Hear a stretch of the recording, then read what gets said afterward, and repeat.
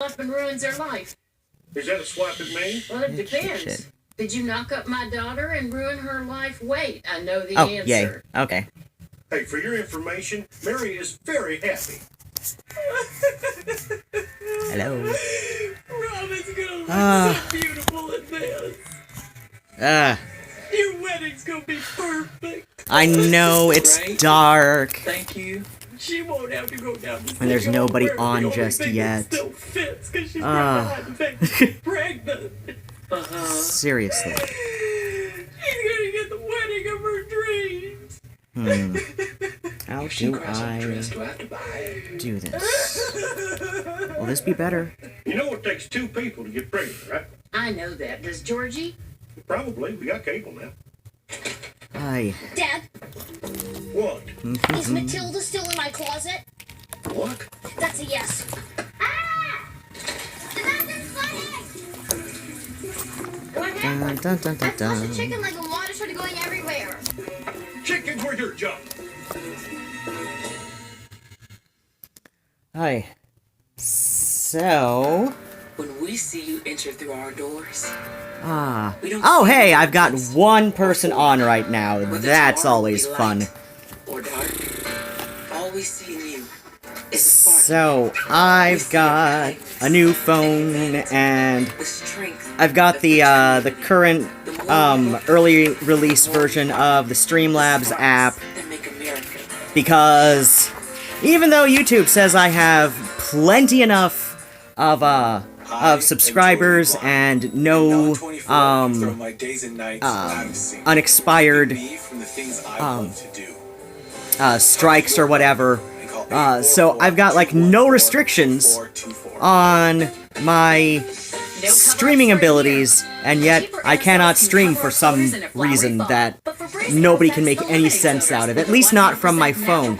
If I had a working webcam, I could probably do that. Unfortunately, I barely have a working laptop, and even then, it's like I said, it's barely working. So, I don't know, I just turned this thing on because I had no idea, what else to do to say, hey, I've got a new phone and I can do this again. So, there are 0 reasons to invest anywhere else. Fidelity.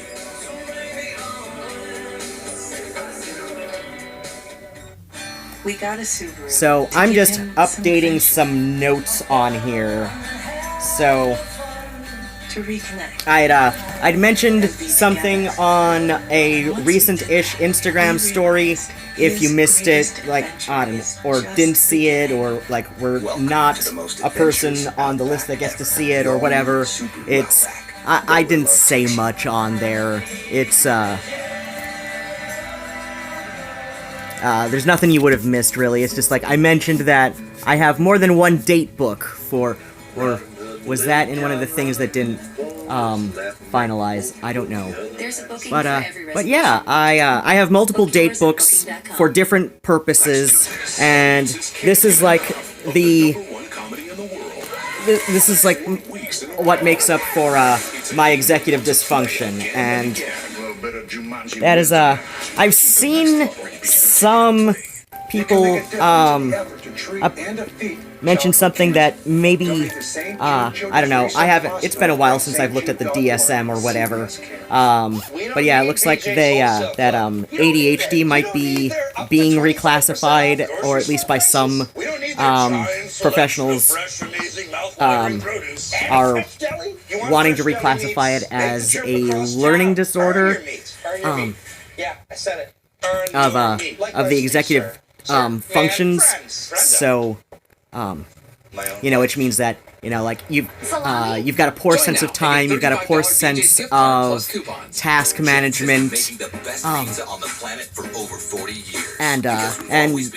yeah, that pretty much fits most people I know with, who also have, ADHD, Looking around here, I see inattentive, tablets, hyperactive, laptops, printers, or smartphones, mixed they're all connected to the internet. presentation. Can What your was I network doing? Oh, handle right. all those devices? Sometimes. Comcast Business runs on the nation's largest gig speed network, so you can get the bandwidth you need to power all of your devices at So, peak performance. This is a All my thing. devices This is have scrap. that kind of speed. I would Dance. Get fast, secure internet and voice for just $49.95 Okay, this is per a month. power Plus, bank. for a I don't limited need time, this right get a now. $100 prepaid card when you make the switch. Call today. Egg This doesn't really McMuffin or add sausage much. McMuffin with egg. Coffee or I sausage. might have to bite the Wake up bullet breakfast with a and delicious bundle at get one of McDonald's. those Choose an egg McMuffin or sausage miniature McMuffin ring with egg lights in that any I size see medium coffee all or the soft time drink at for like $3.50. Five Below and whatever, something that would like plug into my phone somehow or take batteries or something. Those don't play well with glasses, which is why I really don't want to get one. But with the whole thing, for some reason this Streamlabs does not recognize that my the camera on my phone has a front flash, 98 Central on CBS. or like selfie flash. Shit. It's very empowering, and I came back to my life feeling confident I that I knew put who a I bowl of was. cereal there, and then immediately forgot that I put it there before moving around. This is What makes this experience different for me is being this is a very common occurrence around home. prettier.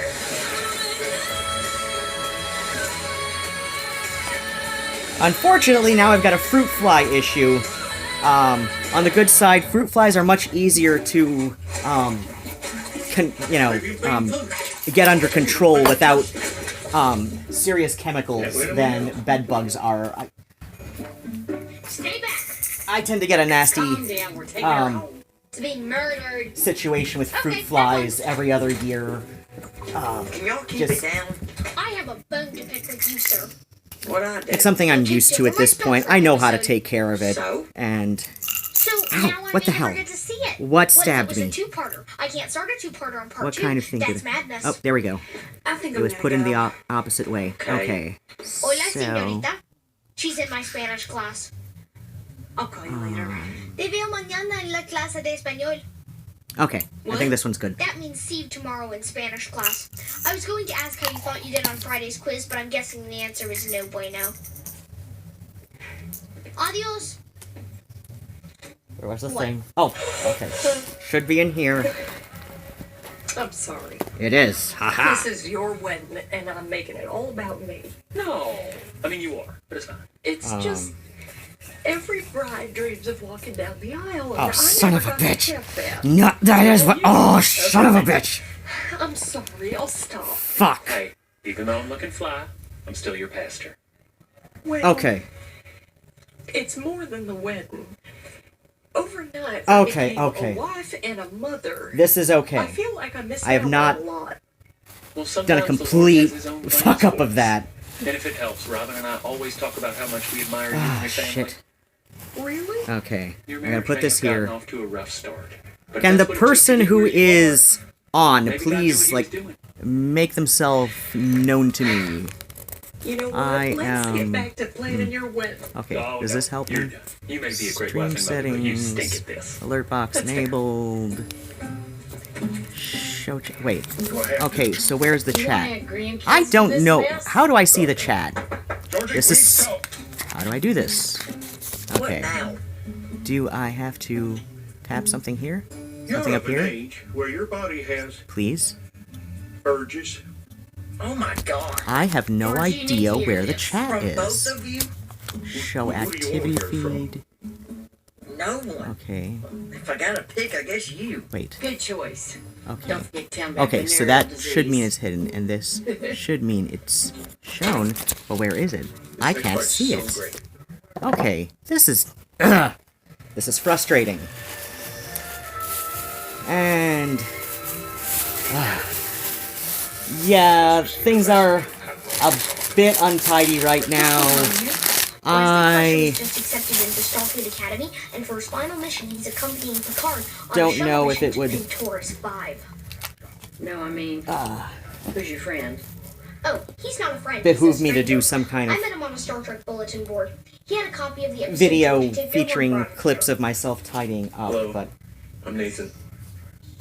I don't know. I'm gonna Where have did to my ask you other to leave. thing of... Okay, no, this is the, Okay. But This is a heavier weight than what I need for fine. darning No, socks. I need to see the end. No, you don't.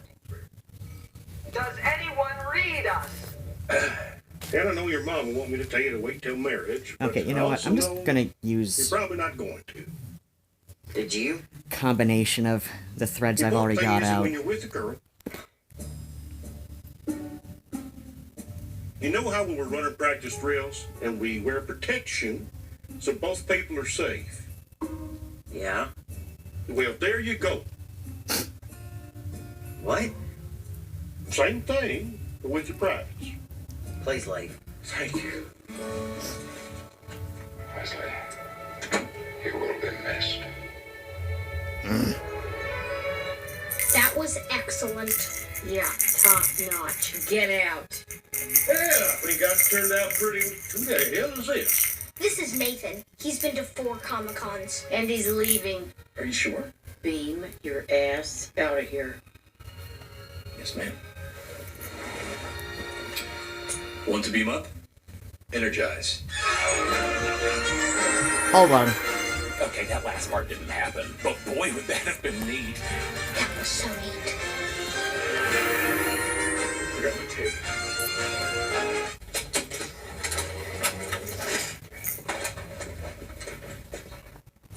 Energize. I miss him already. Ah, there I go. Okay, so... Okay, I've got 2 people on viewing. Wonderful. What bird stuff can you do? Well, what And- bear stuff can you do? Ah, jeez. This round. You see speaking? Track it. Nobody told me there'd be a dragon. That's beautiful to die. I have no idea if I'm able to see the chat going on or not. This is an early release beta version of the Streamlabs app. Stream something app, I don't know. Sunday dinner and with Consumer Cellular. They're a perfect fit for us. We get exactly what we need and save money. Pass the rolls? Talk But yeah, I'm planning to do an edited Where does your video milk come from? where I starts here with our almond say a bit more about all the nonsense I've endured over the last couple weeks that I had a broken phone. So, first the story of the broken phone. So, I was with Sprint. Note was. I mean, okay, I have yet to officially cancel my Sprint service. People are always doing impressive things. That is on my to-do list. Wildly challenging things every day. But, Feel like they can't do their taxes. yeah, like, there's a bunch of things on my to-do list right now, but that kind of has struck a slightly higher priority just because of stuff. But, then what happens? Oh, right, so, I was with Sprint, and then, Into a TurboTax. either How do you move on? late October, early November, You're not over it yet. I realized that I am spending a whole lot of money that I cannot really afford to spend, so in an effort to, Next. bring On my... CBS. God damn I it. got a friend request from God. I would turn the volume down right now, but my, the remote for my television has been AWOL for a couple of weeks. I do not know where it is right now. I know it is somewhere in the apartment. That is what I know. So that is what you know now. Where in this apartment is anybody's guess. Pastor Jeff and Officer Robin find But yeah, then what happens? So yeah, late October, possibly early November, I looked up for the so-called Obama phones and how to sign up for that.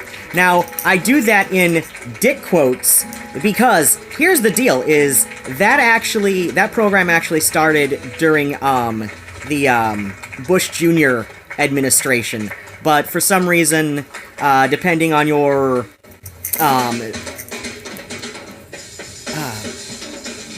political, economic views. Obama got all the credit or blame for it from certain people. I don't know. But yeah, like, it's not... Yeah, that's just like the name it's ended up stuck with for some reason. And like I said, it technically started up under, you know, under W, so there we go. Dr. Sturgis, do you remember Paige? Brilliant little girl. She says that she doesn't want to be smart anymore. And then what You're supposed to be happens doing science with me. is, I want to do something dangerous. So I signed up for that, and I did get a, Next Thursday at 8, 7 Central. and I did get a free smartphone with it.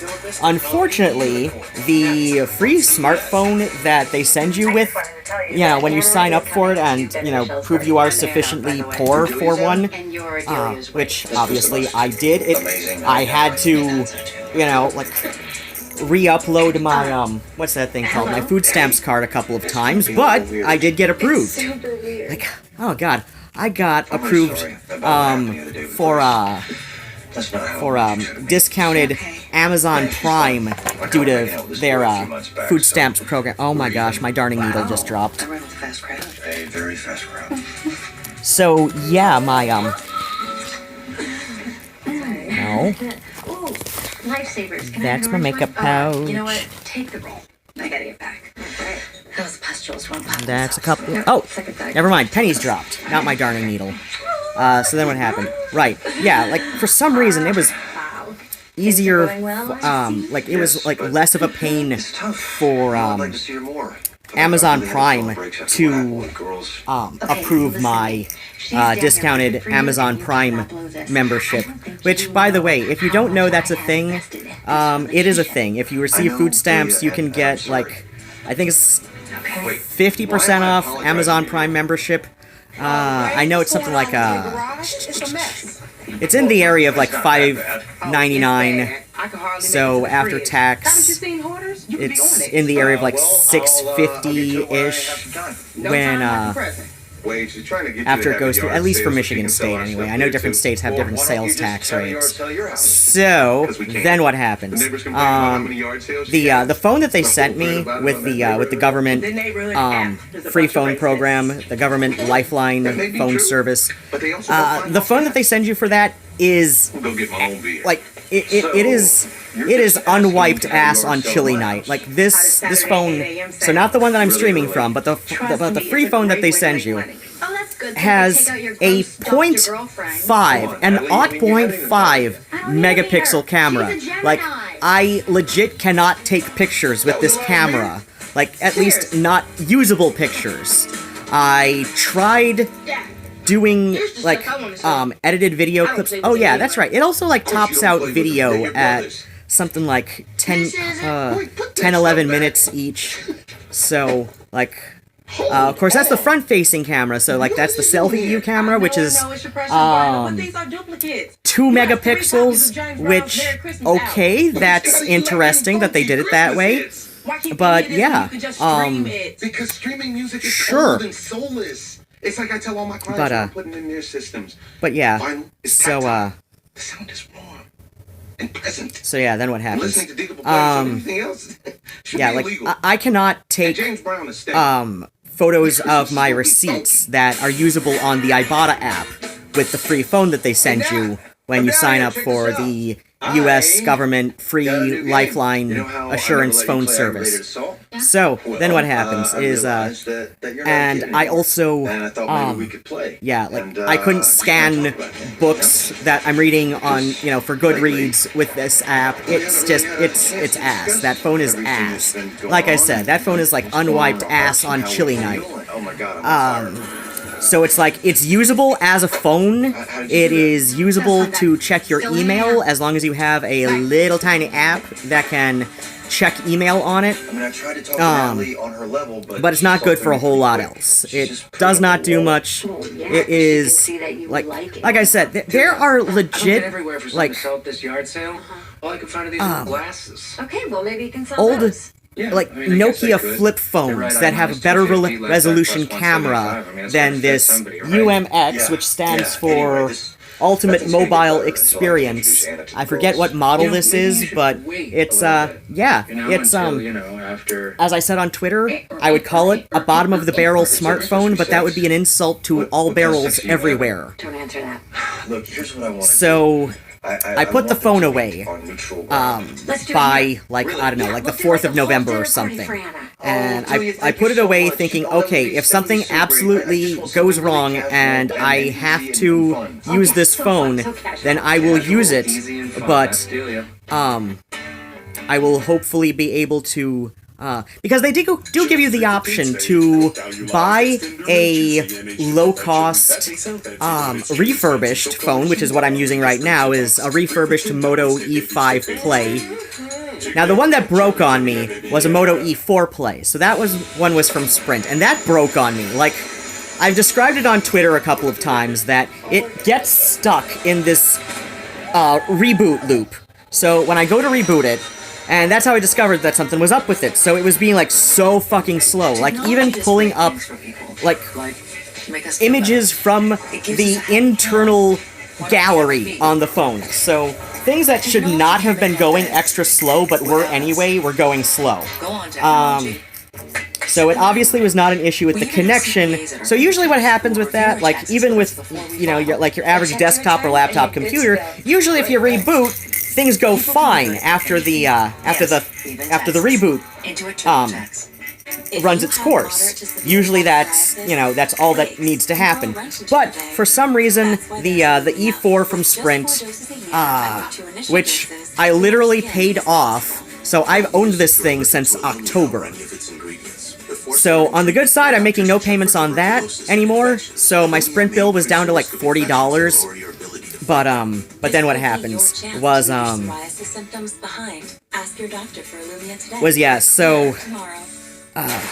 since,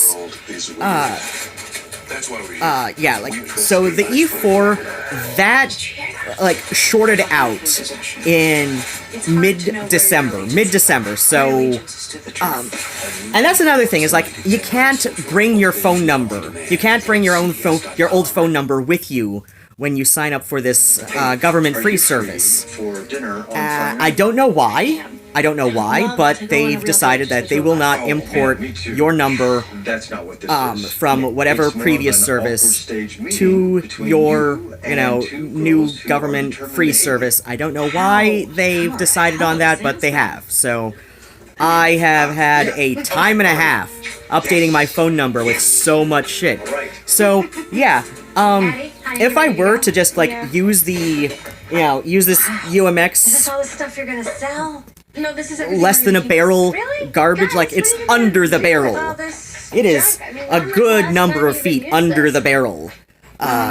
So, yeah. If I were to, just wait out the rest of the month of December with that, I needed a whole new number, so I was just like, okay, this is just, like, my signal to, the fact that the E4 broke, that's just, like, my thing that's like, okay, I am going to just discontinue Sprint at this point, because, if I were to go and order a new phone, like, I would be paying the same amount. I did the maths, and to get a comparable, phone to replace the old one, to replace the E4 that broke. So they don't carry that one through Sprint anymore, of course, and I would have had to pay a $30 fee to upgrade, which is ass. Like, that is way up the unwiped ass on chilly night. So, that is just, no. So it's like, I would have had to pay $40 to Sprint. I would have had to, just to keep my service going. I would have had to, pay, granted, my service is paid in arrears, but I would have had that $40 bill due sometime this month. I would have had to pay $30 to upgrade my phone and get a new one, which I would have made in payments a minimum of $10. So it was actually cheaper by at least $10 to just, like, buy this outright because my credit is shit. So, on the good side, I own this refurb outright. I do not have to make any payments on it starting next month or any month. Other empty boxes. Guys, And after, like, you know, the $70 out of pocket, nothing. Seriously, nothing. And it made me think, like, because, what like am I said, like, it would have cost me a minimum of $80 this month to stay with Sprint. And I'm like, this saves me $10 now, and $40 in the long run, not counting whatever, or a minimum of $40 every month for the next, you know, 12 to 18 months on whatever flex lease, whatever, you know, I'd be paying Sprint for a new phone. So, yeah, that's a thing that happened. That's why I have a new phone. That's why if you're a real-life friend of mine who has my phone number, I have a new phone number. I have yet to text all of my friends and let them know, hey, new number, here's what it is. I've put my new number on Facebook and a few other places that other friends can access. I'm aware of, like, all of the various weirdo privacy levels on Facebook, and yes, I know technically it's hackable. Technically any information you put online is hackable. I do. And there is information that people don't even realize that they're putting online. One time, I paid for an item through an online store that, you know, like, had its own website, which means that they are more than likely to have put up a whois page when they registered the domain. Fair enough. But people don't realize when you put up a whois, when you register the domain, like, this is basically like the phone book of the internet.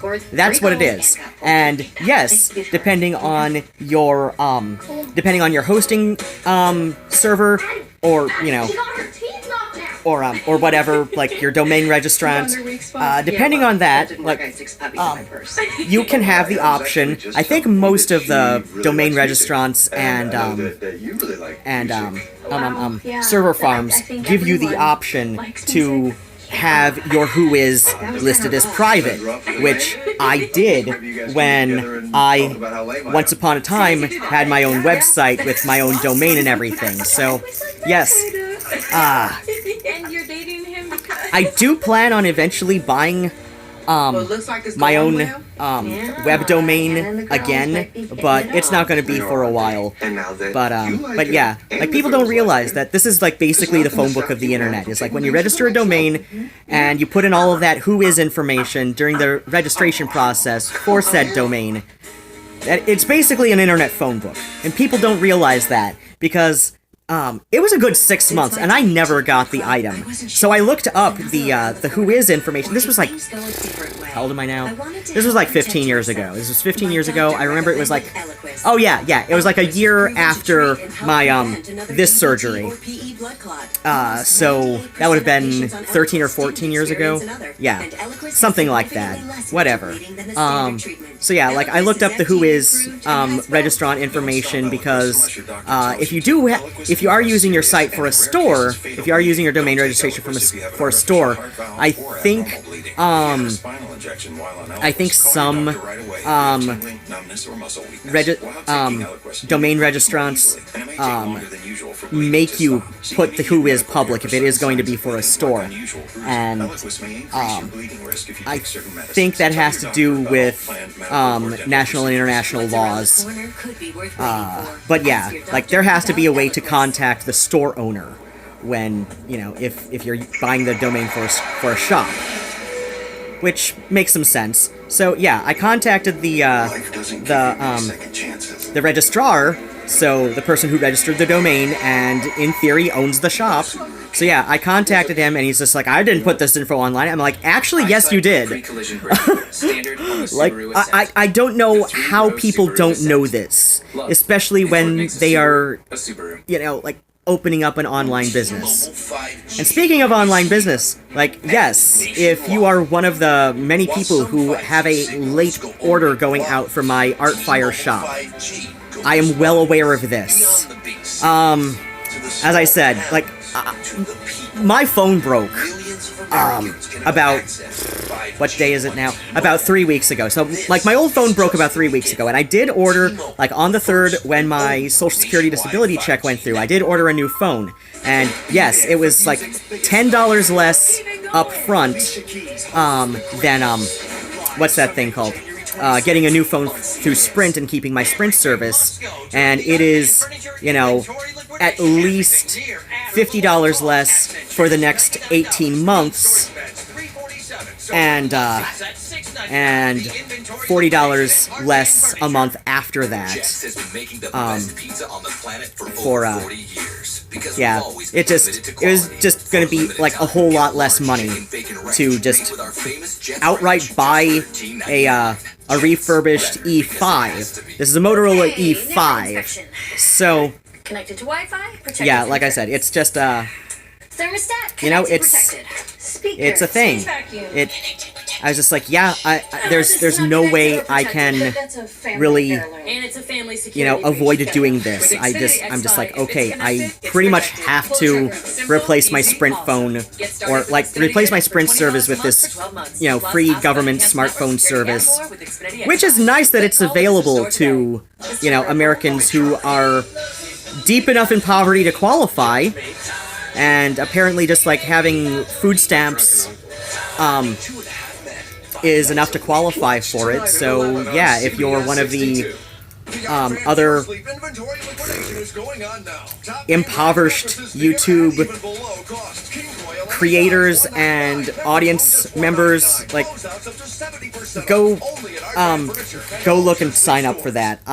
Unfortunately, like, I'm still trying to get the hang of how this, like, Streamlabs thing is working until, what's it called, the, YouTube app decides that they'll, let me stream through the app. So, yeah. Yeah. It's, Tonight, 9:30 yeah. Central on CBS. Where are you? Unfortunately, I was really hoping to, if you're watching on my Instagram, as well as YouTube's, there is a kitty with the, Phoebe's old foster, has, this little cat. She's about a year and a half old. But you still don't know your numbers. It says we start at 8. I'm posting about this. So yeah, she's a year and a half old, so about, oh gosh. She's like half Murnau's age at this point. Oh my god. Murnau's gonna be 3 in, like April, I think. Yeah, because I adopted him in October when he was just turned 8 months, or 6 months old. So his birthday is April, so yeah, like, there is no time like the present. so yeah, she is like half Murnau's age. Murnau's gonna be 3 in April. When did that happen? It's gonna be 3.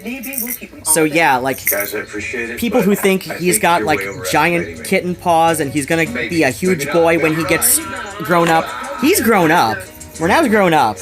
I think it's because he was neutered very young. Because like Nigel was about 6 months old when he was neutered. Wonderful space in your house. At least going by weight. Bird makers or Happy Meal toys and this ridiculous hat that So yeah, Jill and I got Nigel was about 6 months old when he was so burned, neutered. and I So, believe she kept it. Should we go put it out on the table? and Yeah. Murnau was born in foster, and because he was born in foster, did I put all of the this? socks? Banana. I think I did. What do you use it for? Let's say I You hang your did. bananas on it. How much? $2. I'll give you 10 So yeah, cents. Murnau was born in foster, serious? so he was, Can I use your bathroom? No. Are you serious?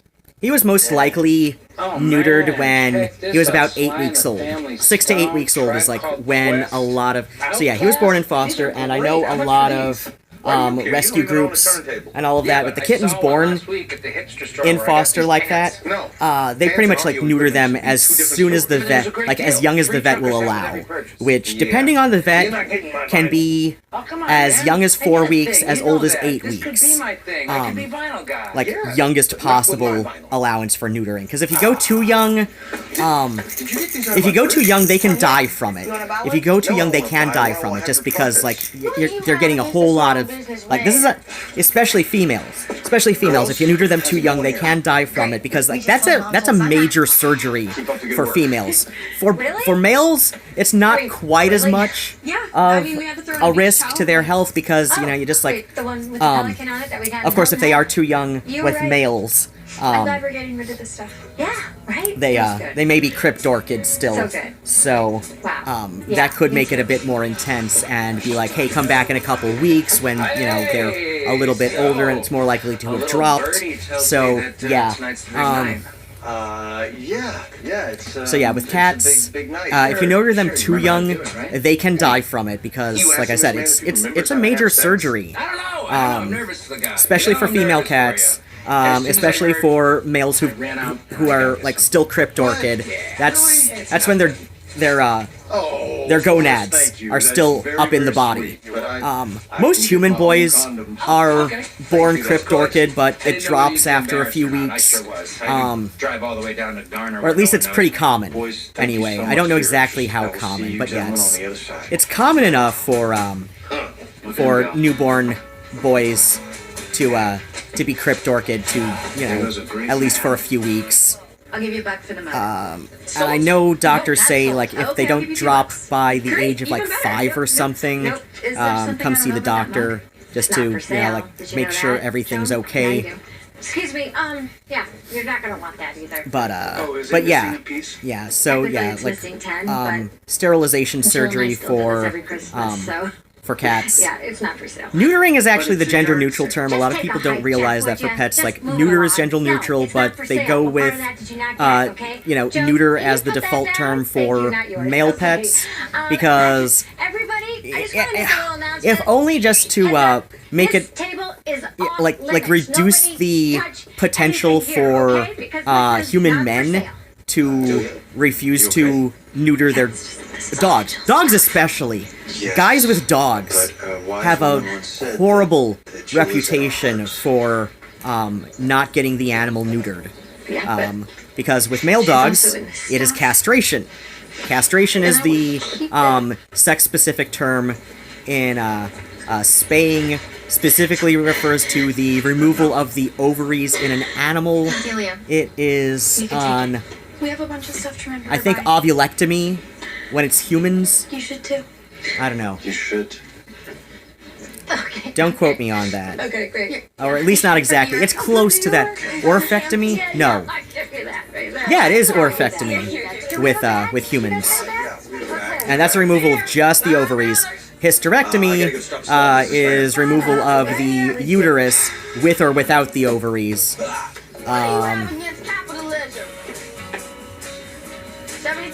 Vaginectomy is removal of the canal that leads to the outer portions, and the whole of the outer portions is the vulva, and then of course there's all the little individual bits. So, yeah, that is your anatomy lesson for the day. If anybody's watching this in archive, I have no idea, like, if anybody's actually, like, watching me, or what. Seriously, I want to be able to... What the hell? I can make that happen. I had a feeling. I wish I knew how to see the chat going on, if there is any. Is anybody... Oh, let me do this. Hey, these are great! There we go, now we can... Are these, now my tattoo is for legible. that giant house they're building on Idlewild? Okay, let me see. Does this help? It's gonna be beautiful. I'm gonna do Does this help? a decomposed Really? granite walkway with succulents on either side. I can walk you through the whole thing, or not. Okay, I'm gonna play around with this later.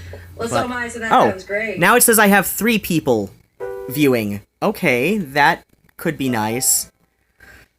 Now 2. Okay. Nice. So, yeah, usually Thursday nights, I am at a board game night, but because the board game night that I go to is an official club with, University of Michigan, grad students in their, engineering department, it was started by a friend of mine, Emily, and Emily is a junior professor can't remember if she's junior professor or... You okay?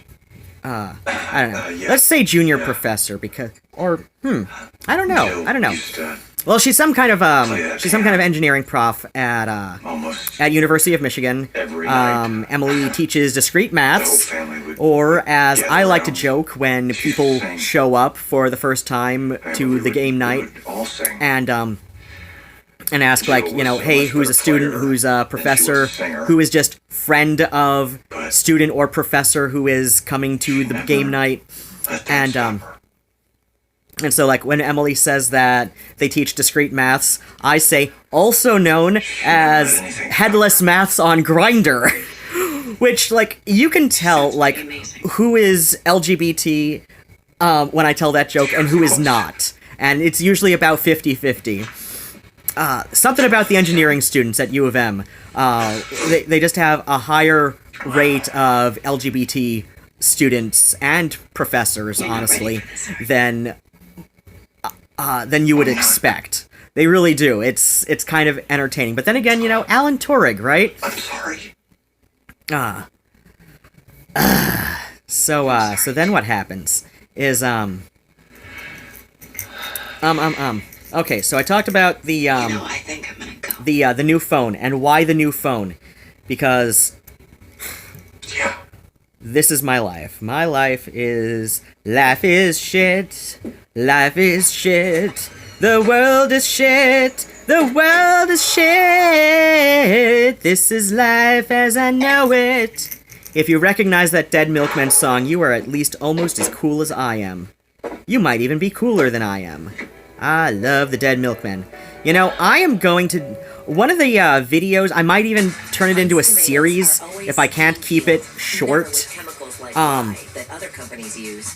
Is highlighting a whole bunch of, like, indisputably non-goth musicians that goths tend to like.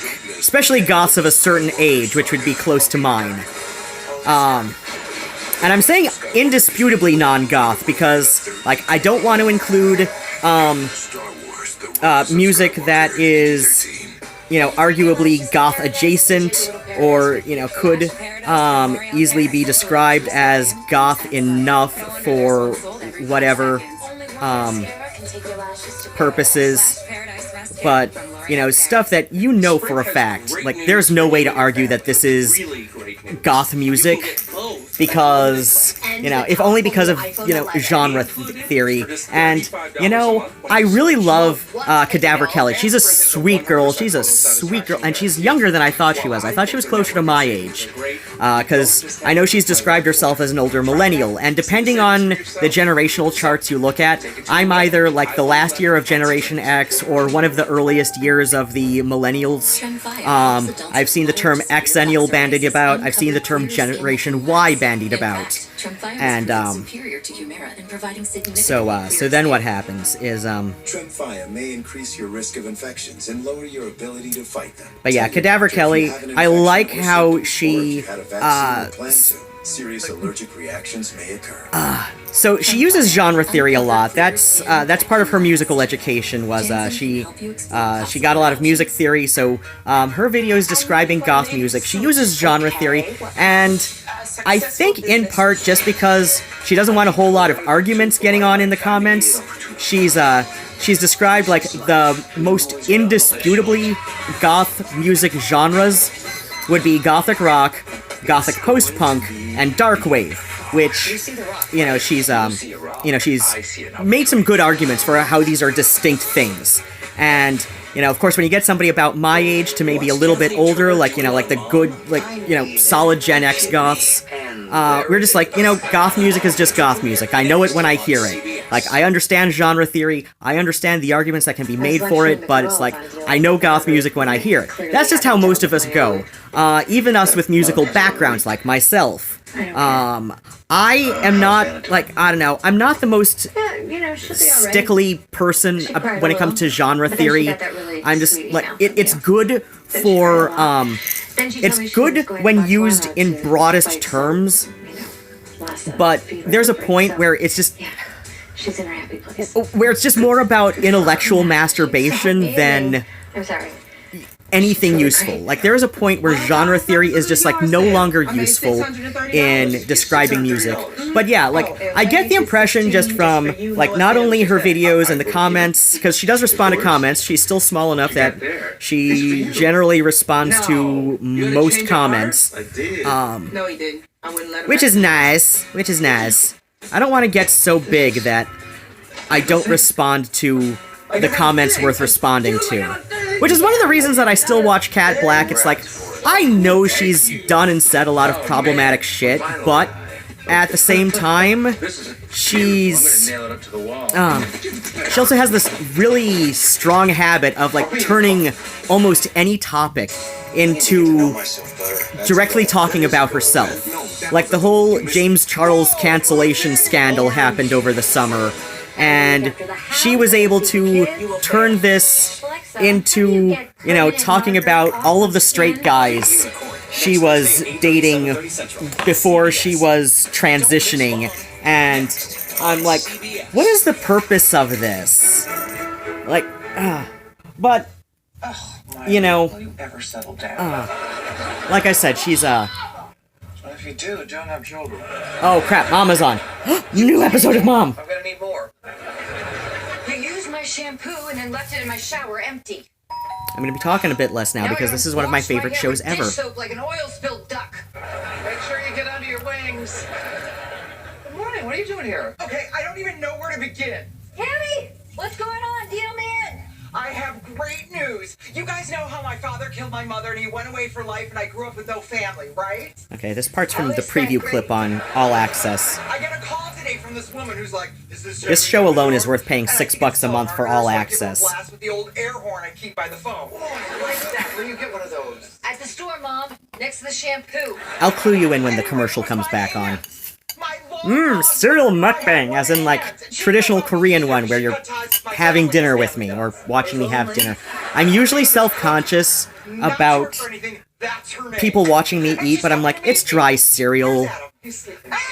As long as I don't get up and refill the bowl multiple times.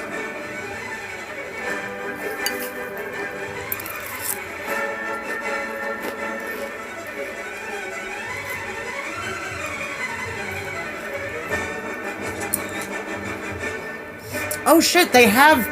Oh my gosh, they've changed the opening credits! They've changed the opening credits sequence to, include, the character name... Oh shit. So character name Tammy Diffendorf. And so for the, yeah, so for the, second half of this season, they've adjusted the opening credits to include Tammy. Yay! Oh my gosh, I almost wish that my Nook had enough charge to actually it might have enough charge to go on the Mom subreddit. Let me see.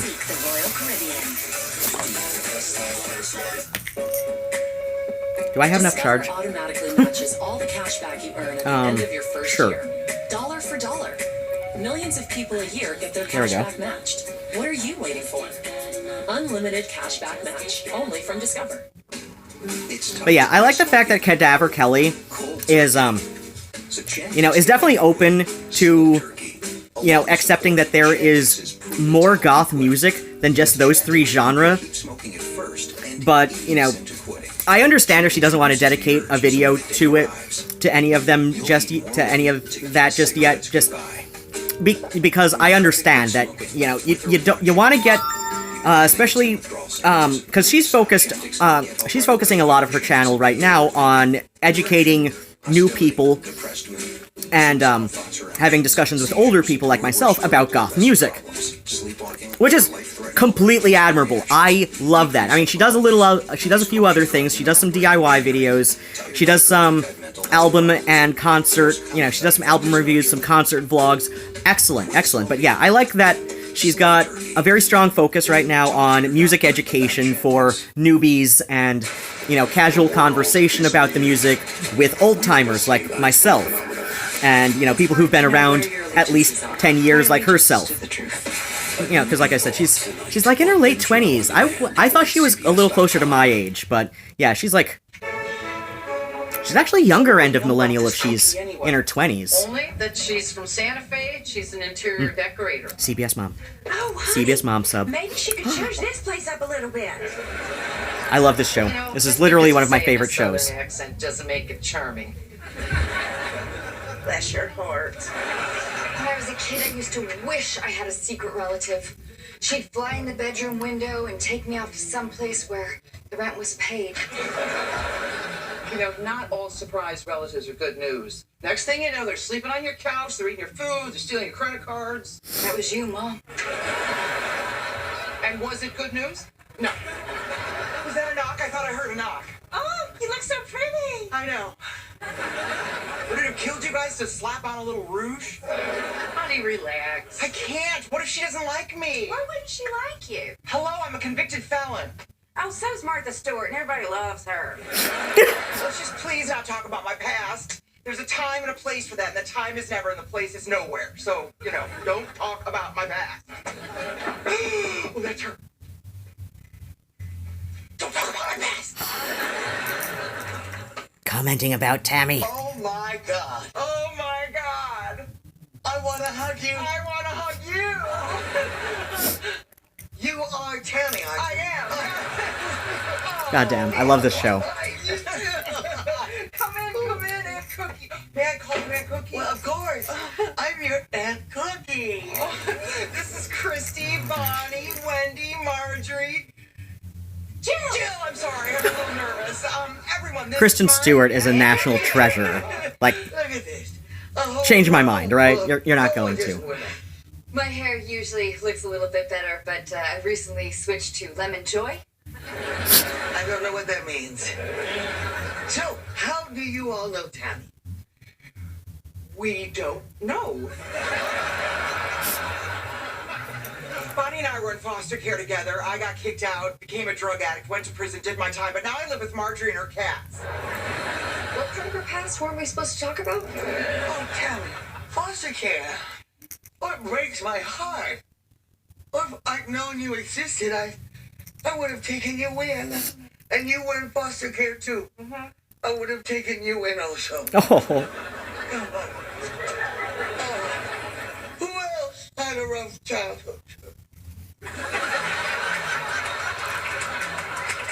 Come on.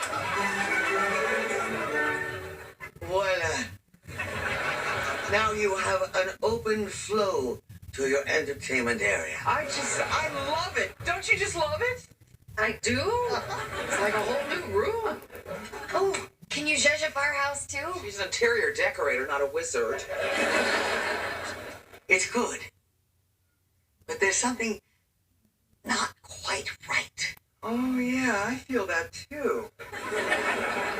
You don't feel anything. I do too. Wait for it.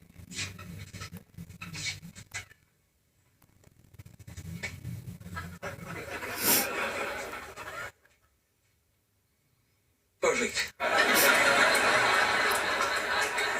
You're a genius. Yeah, when I got my contractor's license, we could totally work together. We could call it Cookie and Milk. Everyone would have to start calling me Milk, but I think it could work.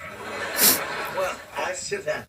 Or not. Am I going too fast? I'm going too fast. Never had an aunt Damn it. before. Stupid Tammy! Don't call me Milk! It's not that. It's not that. It's just that I don't know how long I'll be able to work. What are you talking about? Your aesthetic is timeless. Oh, thank you, darling. In full disclosure, there is a reason that I tracked you down. I need a kidney. Kidney? And there it is. The doctor said that a family member would be the best match. So I went on social media to try and track down your mother, but an old neighbor wrote and said she'd passed, but that she had a daughter. You want my kidney? Oh my gosh. Is a strong word. but I do need it. Oh my gosh. On the one hand, it's her aunt. On the other hand, she just met her. On the other hand, it's someone's life. What? Would you do it for me?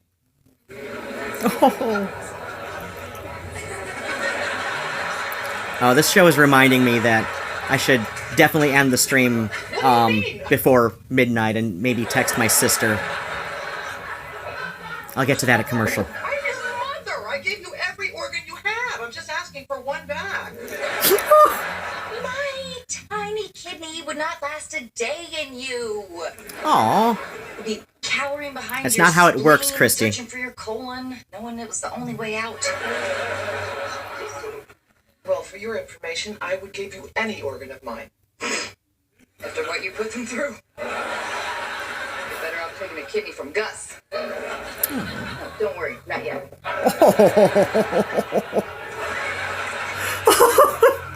just don't want anyone taking advantage of Tammy. You know, there are people who donate organs after they're dead. Why can't Cookie nab one of those? She said it's like an 8-year waiting list. Well, that's on her. She should have gotten on the list sooner. In fact, we should get ourselves on those lists right now. You have to be sick first. Says who? Says everybody. You can't get in line for a kidney when you don't need one. I disagree. There's nothing to disagree with. It's just a fact. Oh, sweetie. So naive. Where would you even put it? You think this is just for ice cream? So which way are you leaning? I don't know. I'm really confused. This is like the finale of The Bachelorette. What's she gonna do? Pick the ex-football player with the mood swings, or the guy who's only doing the show to convince his mom he's not gay? Wow, wouldn't give me your pickle. Tammy, the surgery's really not that scary. They make one tiny incision and then yank out the kidney. That sounds scary as hell to me. Hard no. One tiny incision and yank? Why couldn't I do that with you? Then my hoo-ha would have remained pristine. Oh, yeah. That's not how it works, Bonnie. Till I elbowed my way out. Hey, Whitey, can you still live a normal life with just one kidney? Like, can I still play Frisbee? Of course you can. Right away? Like the next day? When did Frisbee become so important? I just want to know what I'm in for. All the donors I've met feel really good about it after. Of course, they're still on morphine. There's a reason to do it. You don't have to. You don't even know this woman. So what? It's about saving a life. That's true. I gotta tell you, all of this inspired me. So I did a little research, and I've decided I'm going to go down to the DMV and register to be an organ donor. Dear Lord, I'd rather give a kidney than go to the DMV. Really? You'll donate your organs to strangers, but you won't give one to me? Look at me. Look at me when I'm making you feel guilty. I feel nothing. Christy, I'm an organ donor. Me too. Oh, yeah, you're all heroes. They're not going to harvest your tenders till after you're dead. Cookie's gunning for hers right now. I just found out I have an aunt. I don't want to lose her. Besides, this is what you do for family. You'd think. Still feel nothing. You know, I'm going to get tested and see if I'm a match. Good for you, honey. So, Jill, you want to join me at the DMV? It's the nicest part of the bad part of town. Fine, I'll donate my organs. At least I'll be thinner in my coffin dress. And there's the bright side. Oh, it's so wonderful to do this. You know, once we're healed, I am taking you to Paris. We are going to show these kidneys the time of their life. Paris? I've always wanted to go to Paris. And also Schenectady, because it's fun to say, but Paris more. Do you know that the word for kidney in French is la reine? Isn't that more elegant than kidney? Before you start buying berets, she's just being tested to see if she's a match. Tammy Diffendorf? This is it. You're a match. You're a match. You're a match. I'm a match. Visualize Okay. being a match. Okay, Cookie. Lorraine it in. Oh, you're a dog to come here and support her. Well, Tammy and I have been through a lot together. She's like a sister to me. Well, you're lucky. I could never get along with mine. Why? Well, we are separated by 6 years. As soon as I was old enough, I got the hell out of there. Our parents were terrible people. They were always drinking and fighting and getting loaded. Family's tricky. My daughter left when she was 15, came back when she was 16, got pregnant when she was 17. I think I got that right. I was high through most of it. Well, you seem to have a very special relationship. How did she come into all that money? Oh, no, that's Jill. My daughter's Christy. Oh, yes, well, yeah, that makes more sense. Well, but good for you for having made it work. I never could. When my sister got pregnant with Tommy, she wanted me to come home. There was no way I was going back there. Wait a minute. You knew your sister was pregnant?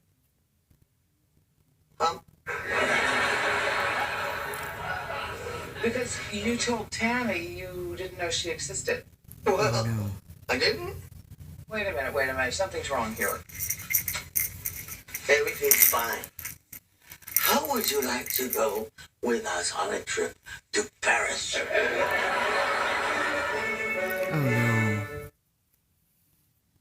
I wrote this a long time ago. Oh no. I hope But yeah, I love Mom. This is... I'm Katie Sauer. Why are there 4 people in here just watching me watch Mom? I'm not just here to be the token female. I'm here to help us win. The internet is full of weird people. But, and I have no idea how to view the chat on this thing. I'm going to, give some feedback about that after I end the stream. But yeah, I love this show because my dad was in and out of AA since he was about, like, 15, I think.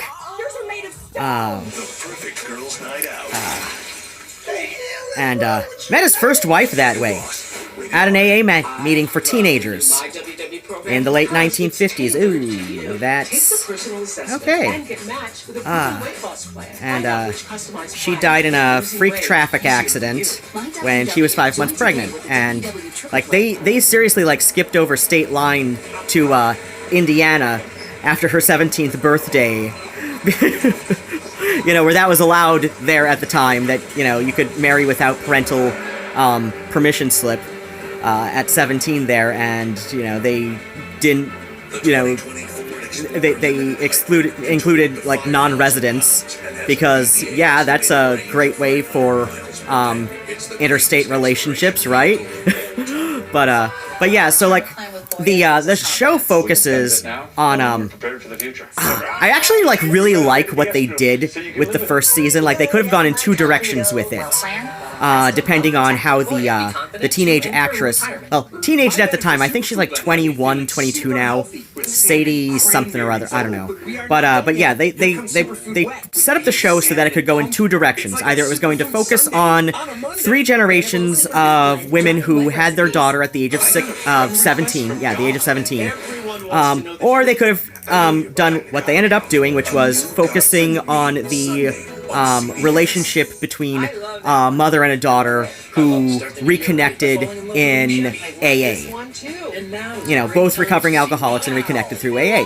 So, you know, they went the other option with that, and, like, you knew it was going to go in that direction since about halfway through season 1, which is why it just baffles me that there are people on the CBS Mom Reddit sub who, like, frequently come in and are just like, why they call the show Mom when Christy's not really a mom at this point in the show? Like, her son lives with his dad, you know, most of the time, and she and her daughter don't talk, and I'm like, because the title is still relevant, because they went with option 2, and you can really see they were going in that direction from about halfway through season 1.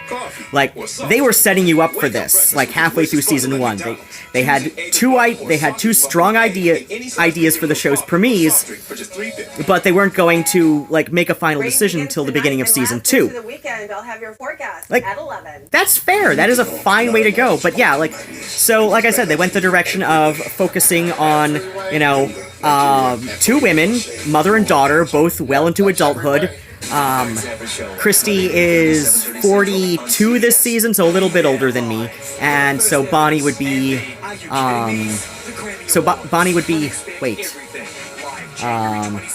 she was 17, so if Christy's 42, yeah, so Bonnie's 59, this season. Not giving that liar a kidney.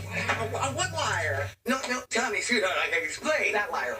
What's going on? What's happening? She knew about you all the time, but pretended she didn't so she could strip you for parts. Well, you are certainly putting a negative spin on it. Is it true? Is it true? Look, you have to understand.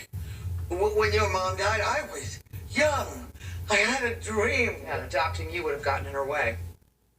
So you knew about me all along and you still let me get thrown into this system?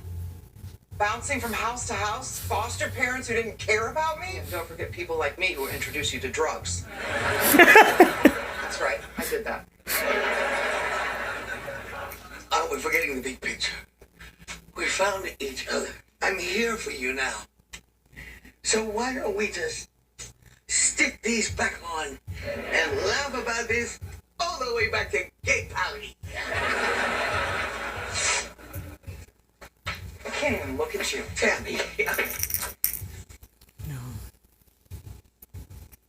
Well, I hope you're happy. You just killed me. Oh, if I had a nickel for every time I heard that. I'm sorry, Tammy. I hope I did the right thing. Of course you did. She was playing me. I'm such an idiot. No, you're not. You were sweet and generous and trusting. $26, please. Are you kidding me? She didn't even get the test. The aunt lied to her. I have $7. You can either take this or I'm going to drive through the stick thing. Ma'am, I can't let you. Open it! That's good. Let it all out. Hey, I kind of like that. It went, okay.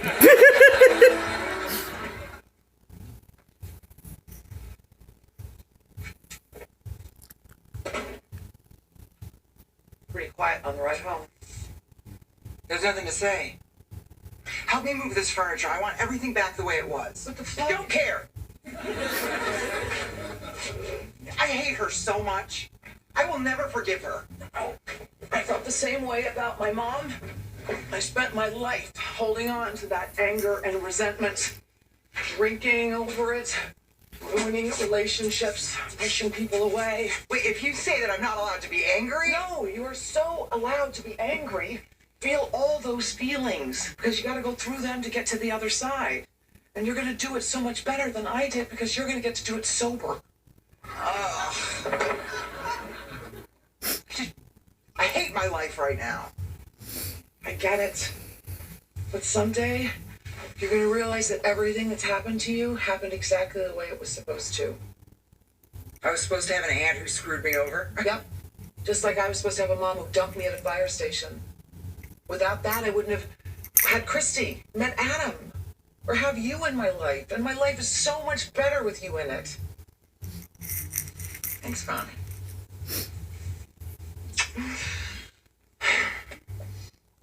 Something still isn't quite right.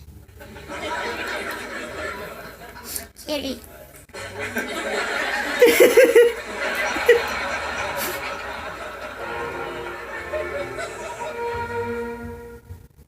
I'm so glad you talked me into this. Yeah, feels good to be a good person, even if it won't be good till after I'm dead. I hope somebody pretty gets my eyes. What am I saying? If they get my eyes, they will be pretty. It's a damn shame I can't donate my nose. Or your ego. I heard that. Oops. Well, I'm gonna go turn mine in. Wait, I just had a terrible thought. What if I get in a car crash with somebody who's not a donor and the paramedics can only save one of us? Of course they're gonna let me die so they can fill up their organ cooler. Oh, yeah, Jill. They're gonna let you die because you're donating your organs. You're right. Last minute jitters. Just had to say it out loud. Okay, see you outside.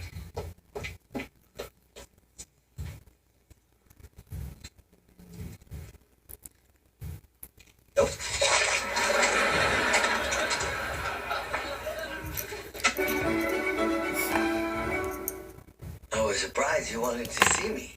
Yeah, me too. Look, for what it's worth, I know what I did was wrong. And after these last few days getting to know you, I wish we had been part of each other's lives. I'm giving you my kidney. What? Really? You are the most magnificent, generous woman I have ever had the privilege to meet. Stop.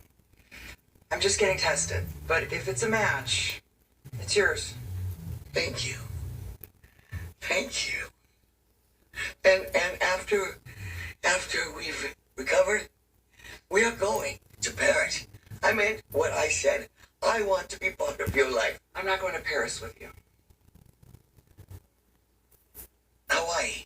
I'm not going anywhere with you. Oh.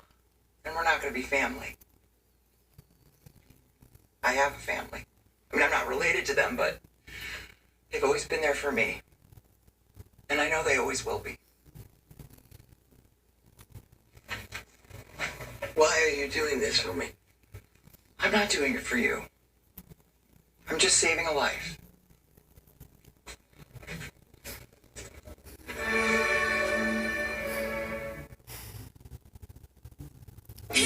Oh goddamn. Oh goddamn.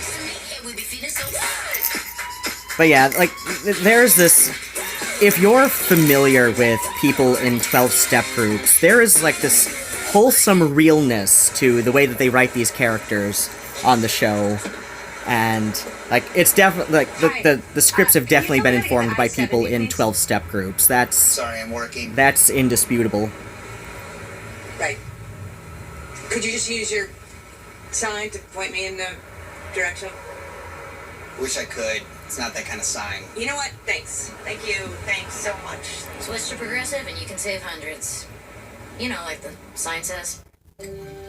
Look at you.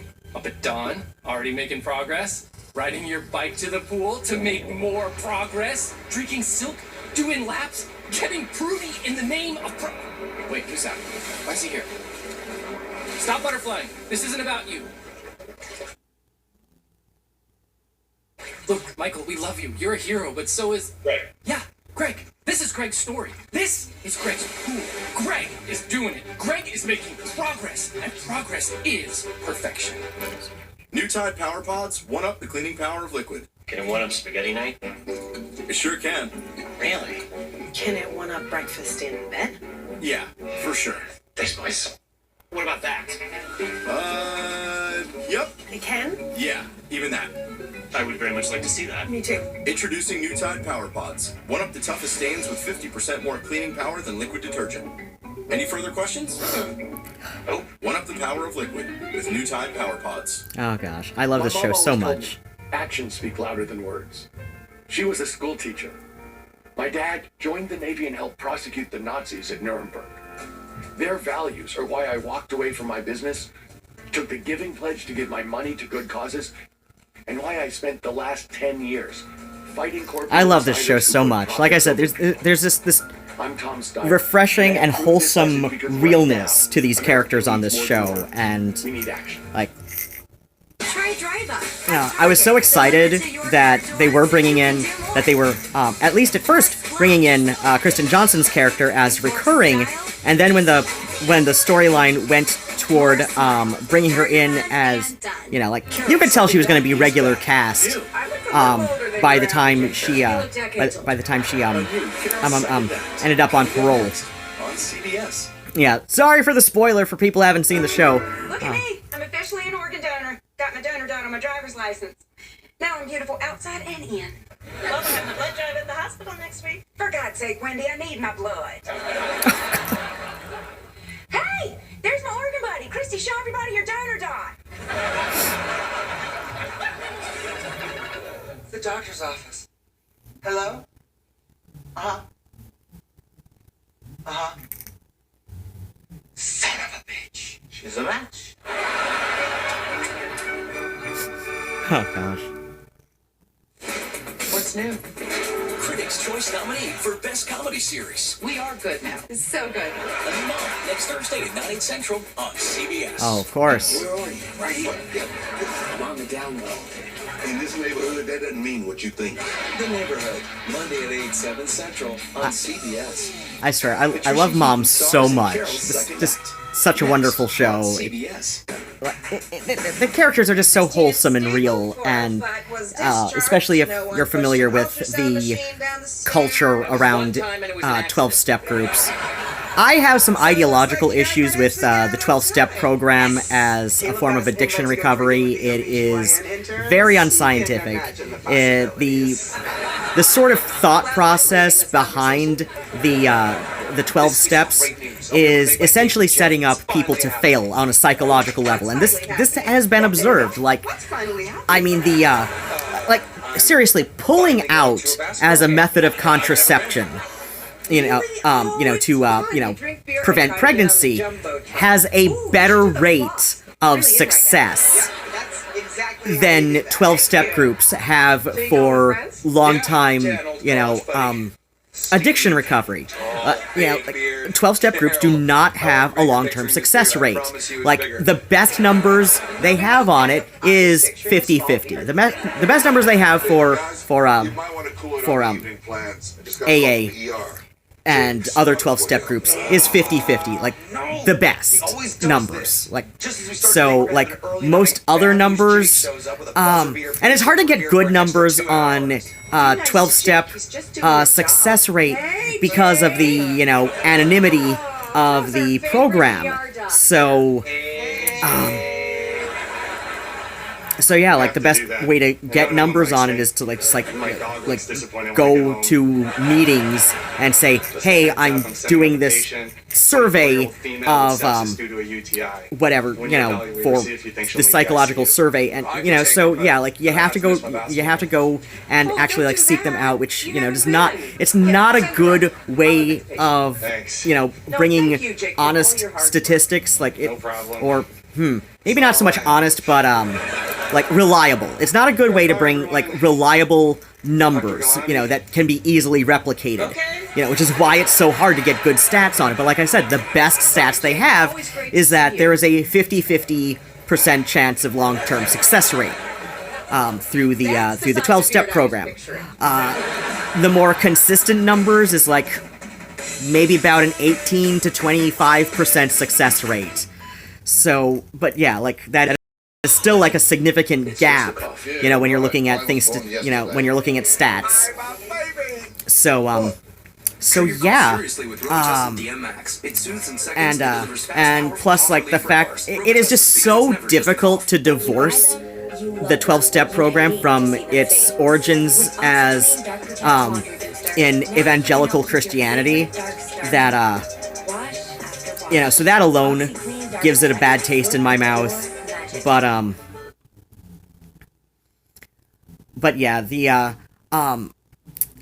like, pretty much the primary good that it does is, like I said, it's literally better than nothing. Like, it's not as good as, pulling out to prevent pregnancy. Like, seriously, pulling out, like, look up the stats on, like, the withdrawal method, or coitus interruptus is another term that you see used when, talking about, like, that is, like, considered synonymous with pulling out in these kinds of studies. So, yeah, like, but yeah, like, pulling out has a better success rate of, like, actually preventing pregnancies than AA has in long-term addiction reformation, recovery, whatever terms you want to use to, call it. Sunday on CBS. But yeah, where was I going? Right. So, but, the one thing that it does have going for it is, like, if you have nothing else, because mental health care in the US especially is shit. It is so shitty. And the social stigmas around it are, doesn't help things any either.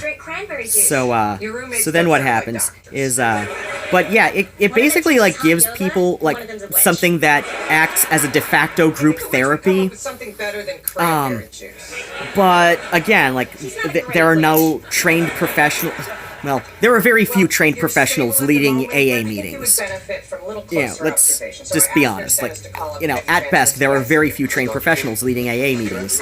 And if memory serves me, I spoke to Dr. Mehta in the ICU. there's a process, you know, that groups are recommended to, you know, use in like having somebody lead the meeting that, you know, like gives preferential treatment to, again, like evangelical Christianity. It's really hard to divorce from that origin. So I don't believe that our ICU is capable of blocking. It's in their name. Not only do they care intensively.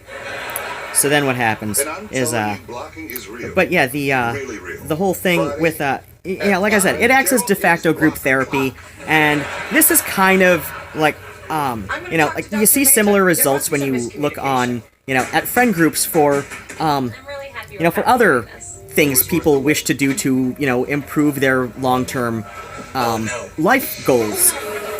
You see the most success amongst people who have a good support system when they're trying to lose a significant amount of weight.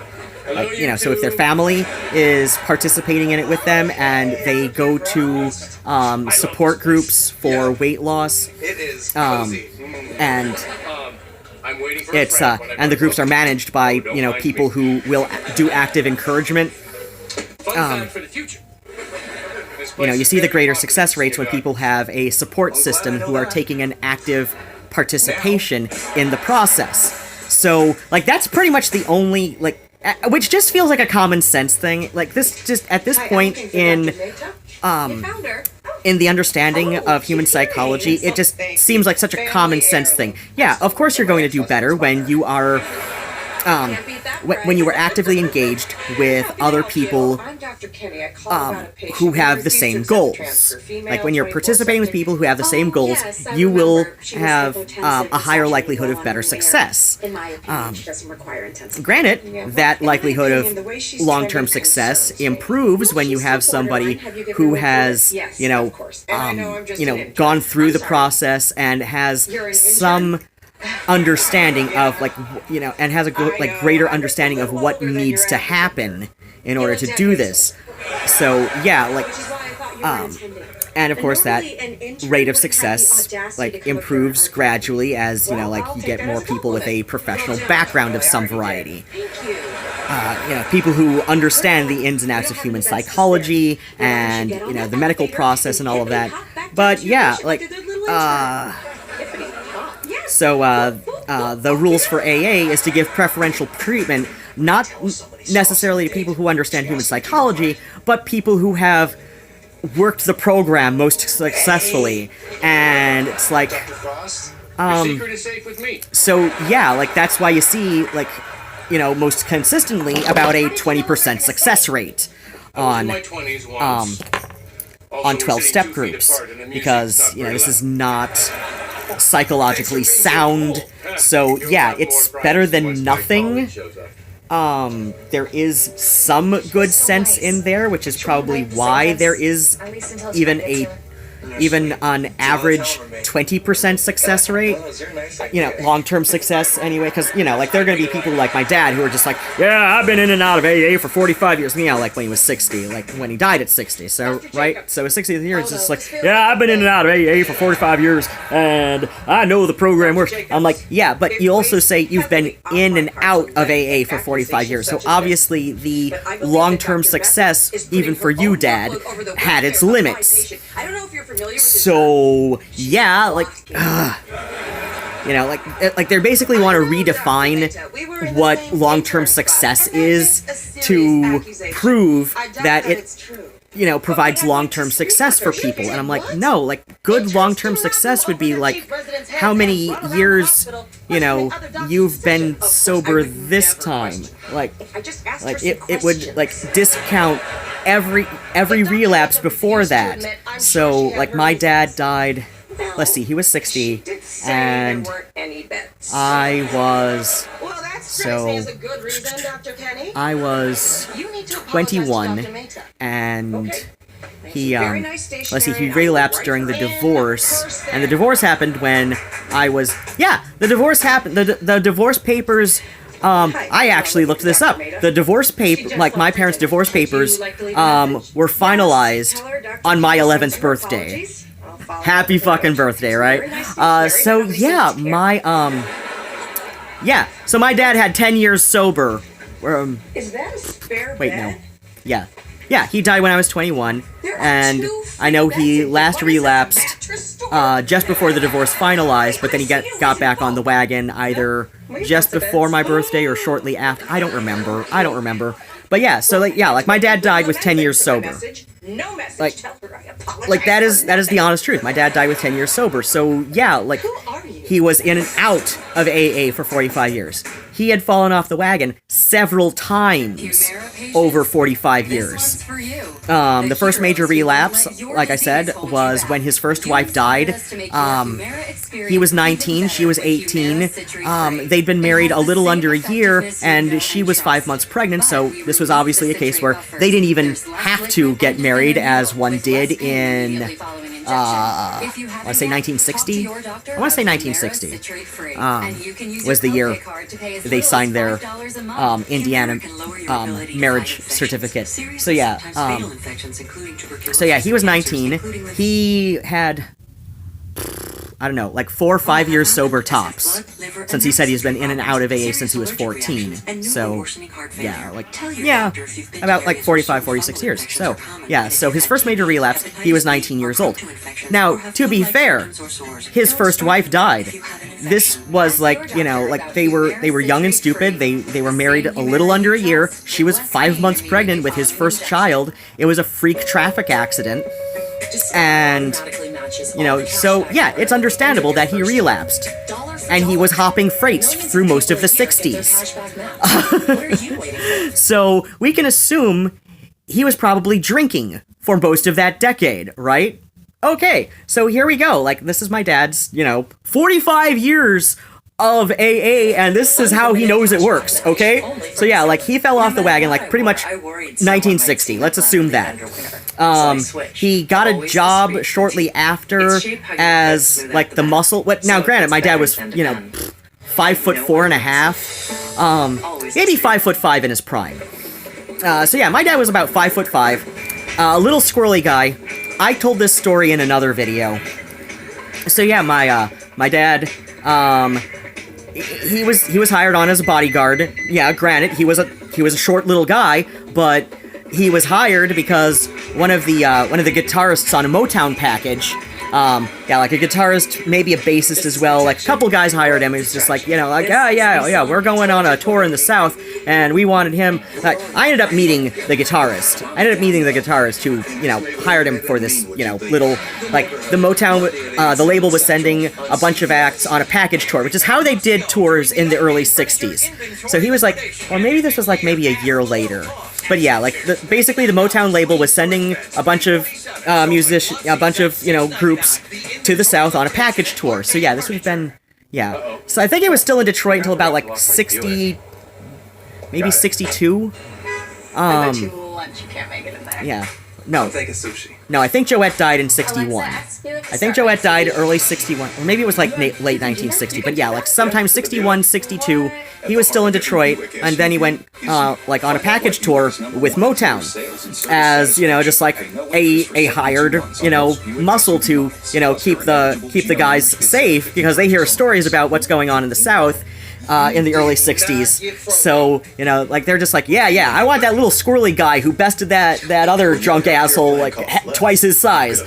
So, you see the guy who, can hold his own in a bar fight on a guy, like, much bigger than him. Of course, this seems like a good idea for, some muscle. Of course, then, he, it was like complete small world kind of thing that I met that guitarist. I forget his name. We were both living at a welfare hotel outside Gary, Indiana at the time. So yeah, like I said, we can assume my dad was drinking throughout the 60s. I know he met Norma, who's his second wife, and that's my my last living half sister, my last living sister of any variety. So so yeah, like he met Norma. I want to say 1971. I want to say 1971. They were married. Maybe they were married shortly after. I know they met in rehab. He ended up in Ohio, and in a short-ish but inpatient rehab facility, and he met Norma there, and Norma was there. Oh wait, no, this. I think it was technically a psychiatric inpatient stay. I think it was technically an inpatient psychiatric stay, because I know that's what Norma's been, to inpatient for a lot, because she's had bipolar since it was called manic depression. Okay, same with my aunt, the one that I keep forgetting to call. In my defense, the phone that broke had the alarm set that would remind me to call my aunt fortnightly, and that has not worked. That did not work. For some reason, that did not transfer to this phone from that calendar, even though it should have in theory. So yeah, like my dad was like pretty much off the wagon through the 60s as far as like AA success. He met Norma, let's say 1971, just like ballpark. I think they married later that year, because Ruby, I know they were married a little under a year before Ruby was conceived. That's my sister. And Ruby was born. Yeah, Ruby was born November of 3, because she's a little under my senior. He's my medical hero. And you were interested in cardiology, so yeah, she was born November of 73. And I know they were married a little, I don't know, in the area of about a year before Ruby was conceived. So then what happened? So yeah, like they met in rehab. Like I said, they met in rehab in short-term inpatient psychiatric. That's fine. So like that's when my dad got back on the 12-step program. Was definitely by like 1970, 71-ish. So like I said, decade off the wagon. Decade, like, yeah, he may have been in and out of AA for 45 years when he died.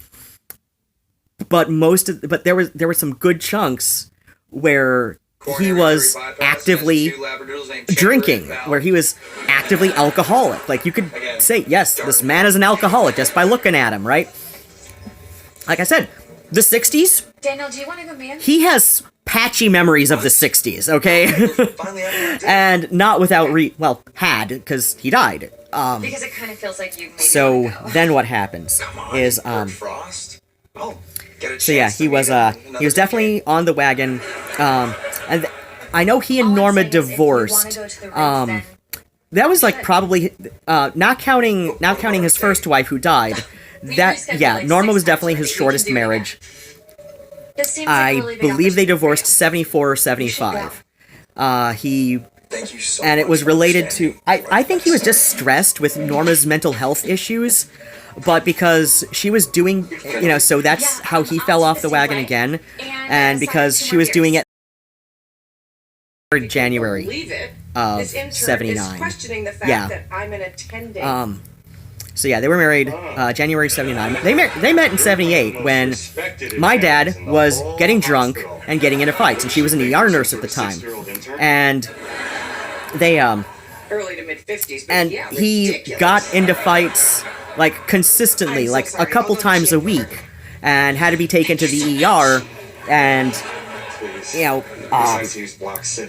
I don't think he was arrested for it at some point, but they ended up taking him to the ER a bunch of times, and he was specific, like the first day he met my mother was in the ER. She's patching him up, and he asks her to marry him. And then after a few weeks, he's kind of being a nuisance, asking for her by name, and the other nurses are saying, okay, look, we don't want you to get in trouble about this guy, so you gotta talk to him. And either make him leave or make him get his act together, because, you know, you might get fired over this if he, you know, is being enough of a nuisance about it. Like, because it was the 70s, right? It was the 70s, and they would just, like, fire women because they were the perceived nuisance and not the asshole coming in every day, you know, being a jackass, right?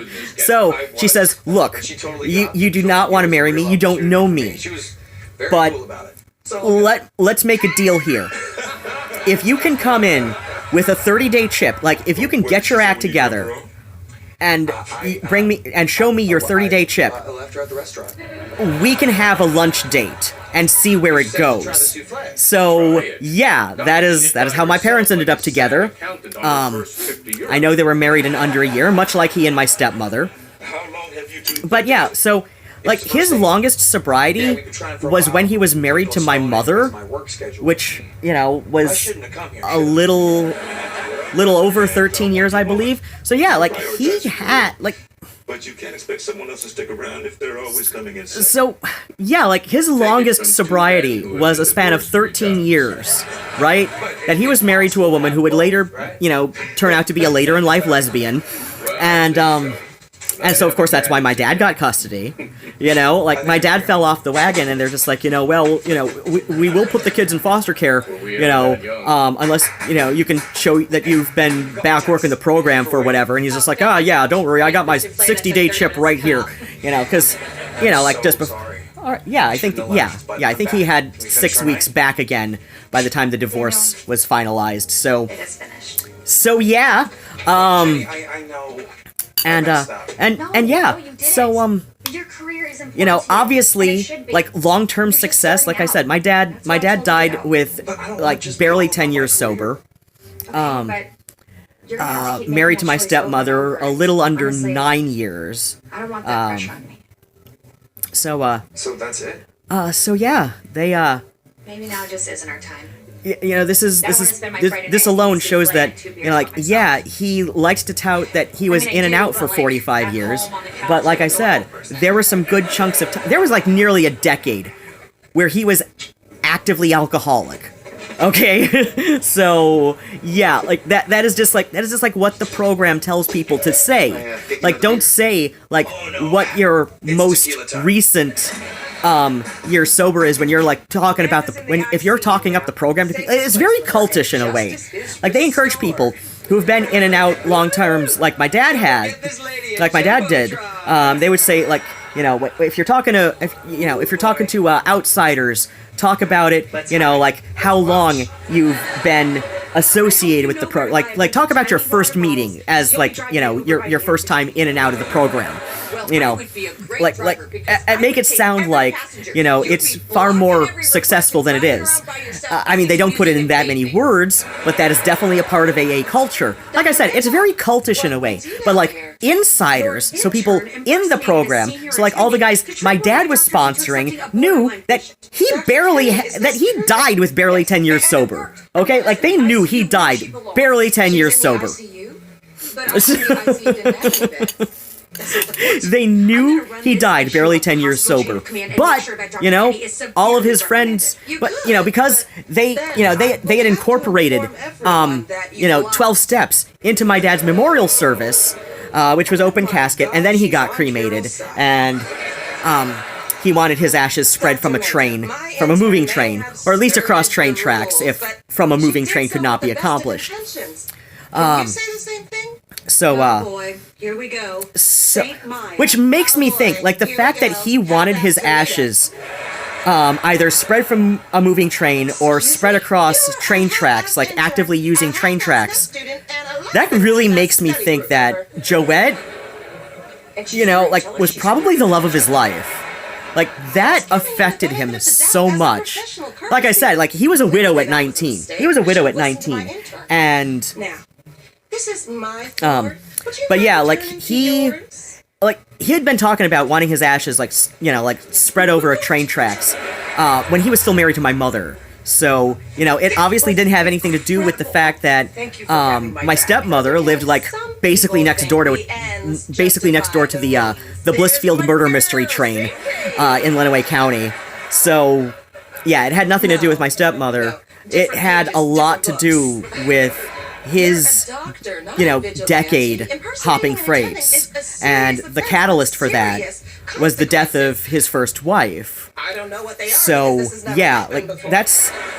My aunt likes to say that my stepmother was the love of his life, and I'm just like, I know he loved her a lot. I do. I know that. I saw it. Like, dude, there were a couple times that those two would just, like, stop the car, like, you know, just stop off the shoulder of the freeway. Like, not even pull into a rest stop, right? They would stop on the shoulder of a freeway because, you know, like, their song came on the radio and they wanted to dance, you know, like, even though it was on an FM station and they knew it was going to end in, like, a minute after they stopped the car, but they would do that anyway.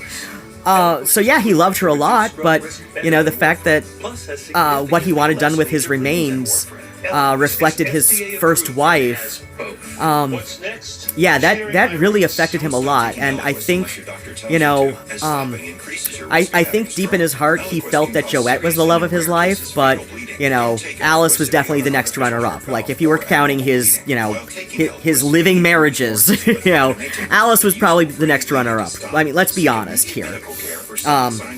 I know that they were, like, basically kids. Like, they were teenagers when they got married. They bent the law in order to get married, you know, as teenagers. But, cause yeah, like, I looked up their certificate. She was, like, barely 17 years old. Like, her birthday was not too long, before the date on their certificate from Indiana. But, yeah, but yeah, like, it was barely legal at that time. So, like I said, we're talking like 59, 60, you know, 20th century. But yeah, like, you know, if my dad was being completely honest, there was, like, a combined 15 years at least in that, you know, I've been in and out of this program. Because yeah, like I said, they incorporated the 12-step program into his memorial service, which was otherwise Catholic. But yeah, they incorporated the AA program into his memorial service, and because they were going to be outsiders to the program, they all talked about how he had been in AA for 45 years. I think only his sponsor had said in and out of the program for 45 years. Everybody else said, like, oh yeah, he's been working this program for 45 years, blah, blah, blah, blah, blah.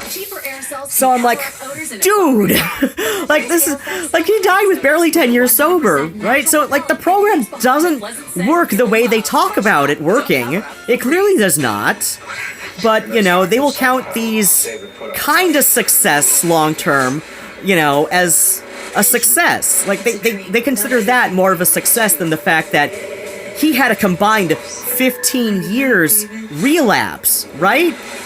He had a combined 15 years relapse, at least, right? If you know, if you want to, like, put it out on a graph, right? I don't know exactly the dates to put it out on a graph, but we're saying, like, you know, an estimated 15 minimum. He was not in the program. He was, you know, actively drinking. You know, so he had a combined 15 years relapse minimum, approximately, you know. I don't. So yeah, like, it is not the success they talk about it. I have some deep, serious issues with 12-step programming. I really do. I really do. Like I said, the only good sense that they use that has been scientifically proven to work is the sort of, like, support group aspect of it. So it is better than nothing. But at the same time, like, if you want to talk about things that are better than nothing, there are things that are better than nothing that are better than nothing. Like, pulling out as a means of contraception to hopefully prevent pregnancy, that has a significantly better success rate than the best numbers, but still difficult to duplicate numbers. Much more difficult to duplicate numbers that AA has. Like, AA has, at best, 50-50 chance of long-term success. Pulling out as a method of contraception has about an 85% success rate. I think that's the paper I saw. Like, it was a peer-reviewed paper that I saw about the efficacy of pulling out. On CBS. So, Or Larry Davis just stuck around from last night. New tonight on CBS. where did the cats put my Roku remote? Because this show here, that's starting up, I can't get into it.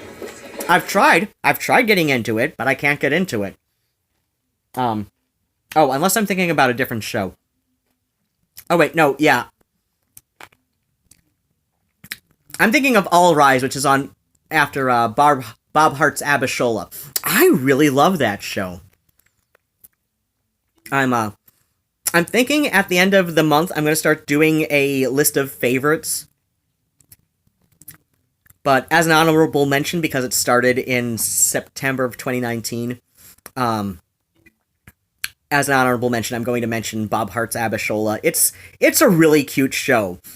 And the reason I'm going to kind of flex the definition of January favorites for that one is because, oh shit, do we have a new, oh wait, no, this is stuff that was playing because things.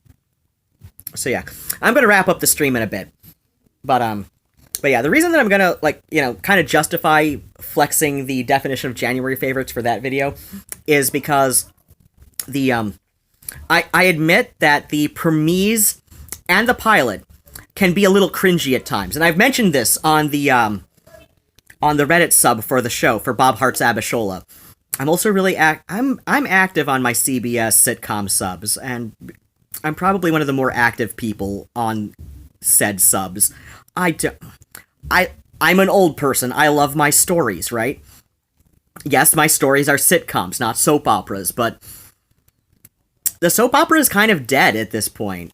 I think they finally ended General Hospital. I know they've officially ended, I think The Young and the Restless. Or was it The Bold and the Beautiful? I don't know. I know they've officially ended, a couple of long-time soap operas over the, somewhat recently. Sometime in the last 10 years. A couple of, long-term soap operas that were running, pretty much the entire time I was a kid in the 80s through early 90s. So, there we go. But yeah, I know, but yeah, like I said, the soap opera is kind of dead, as a genre. They're not really making new ones, at least none that I've heard of anyway. But yeah, I end up, so yeah, I admit, and I've said this on the Bob Hart's Abishola, Reddit sub, that, really, I don't know there we go. I think this has the name on it there. Oh, no, it's on this side, okay. So, I understand that the pilot is kind of cringy by current social mores, okay? But hear me out. I know it's kind of cringy in a way, considering, like I said, modern social mores. But at the same time, think about it like this. They're kind of giving a new spin on the TV Tropes calls it the Florence Nightingale effect, where the nurse or other kind of caretaker, sometimes a doctor, but usually a nurse in this trope, falls for one of their patients, or in some things cited as examples of the Florence Nightingale effect trope are more like patients falling for the caretaker, usually nurse. And of course, the whole naughty nurse genre of adult entertainment involving hardcore nudity. So yeah, that is a trope. It's a trope that that seemed kind of dead. It's a trope that seemed kind of dead for a while. They hadn't been making new media, unless we count that naked adult content, right? So it was a trope that was kind of dead, but they've given a kind of a spin on it. And so the pilot introduces us to Bob, who is about 50 years old. I don't think they came down on a hard number for his age, but I know subsequent episodes have referenced him being 50. So let's just assume he's 50. Okay, so, but then again, like, I round my age, you know, up or down just depending on how badly I want to mess with people.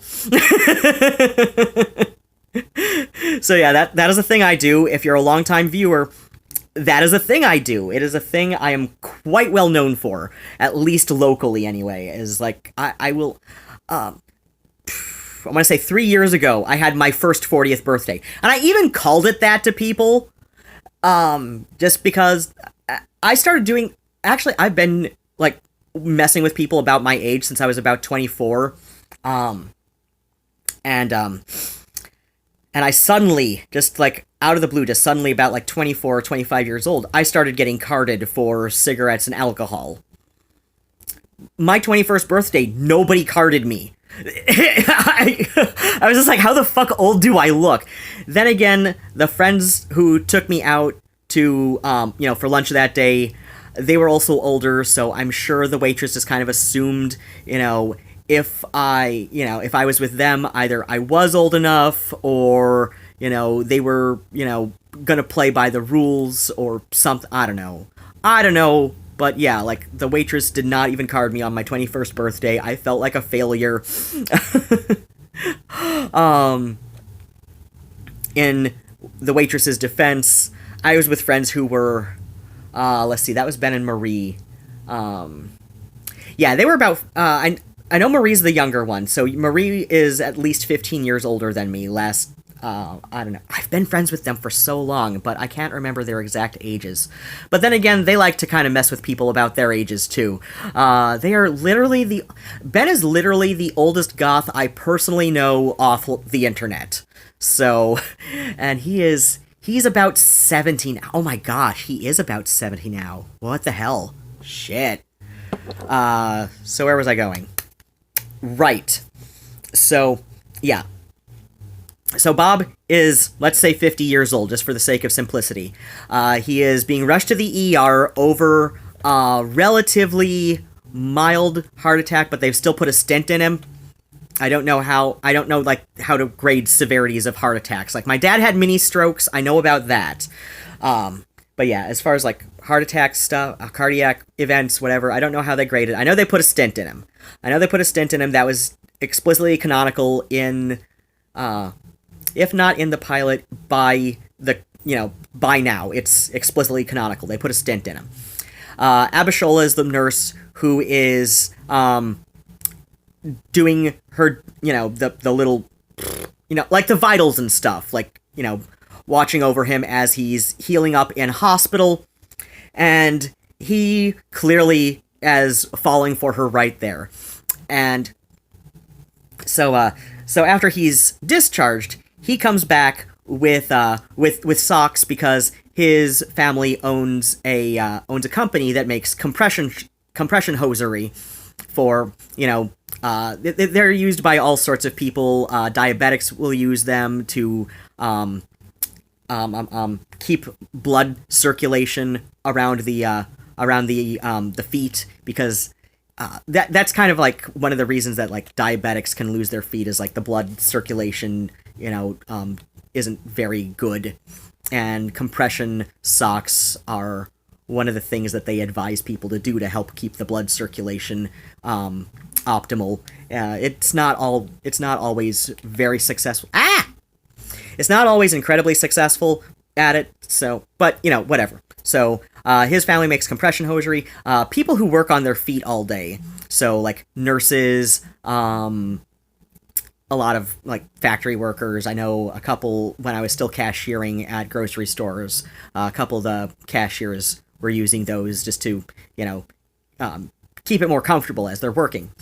So, he comes by with some compression socks, and, yeah, in the pilot, he bribes one of her coworkers for her address to go bring them to her because it's her day off, but he's so excited.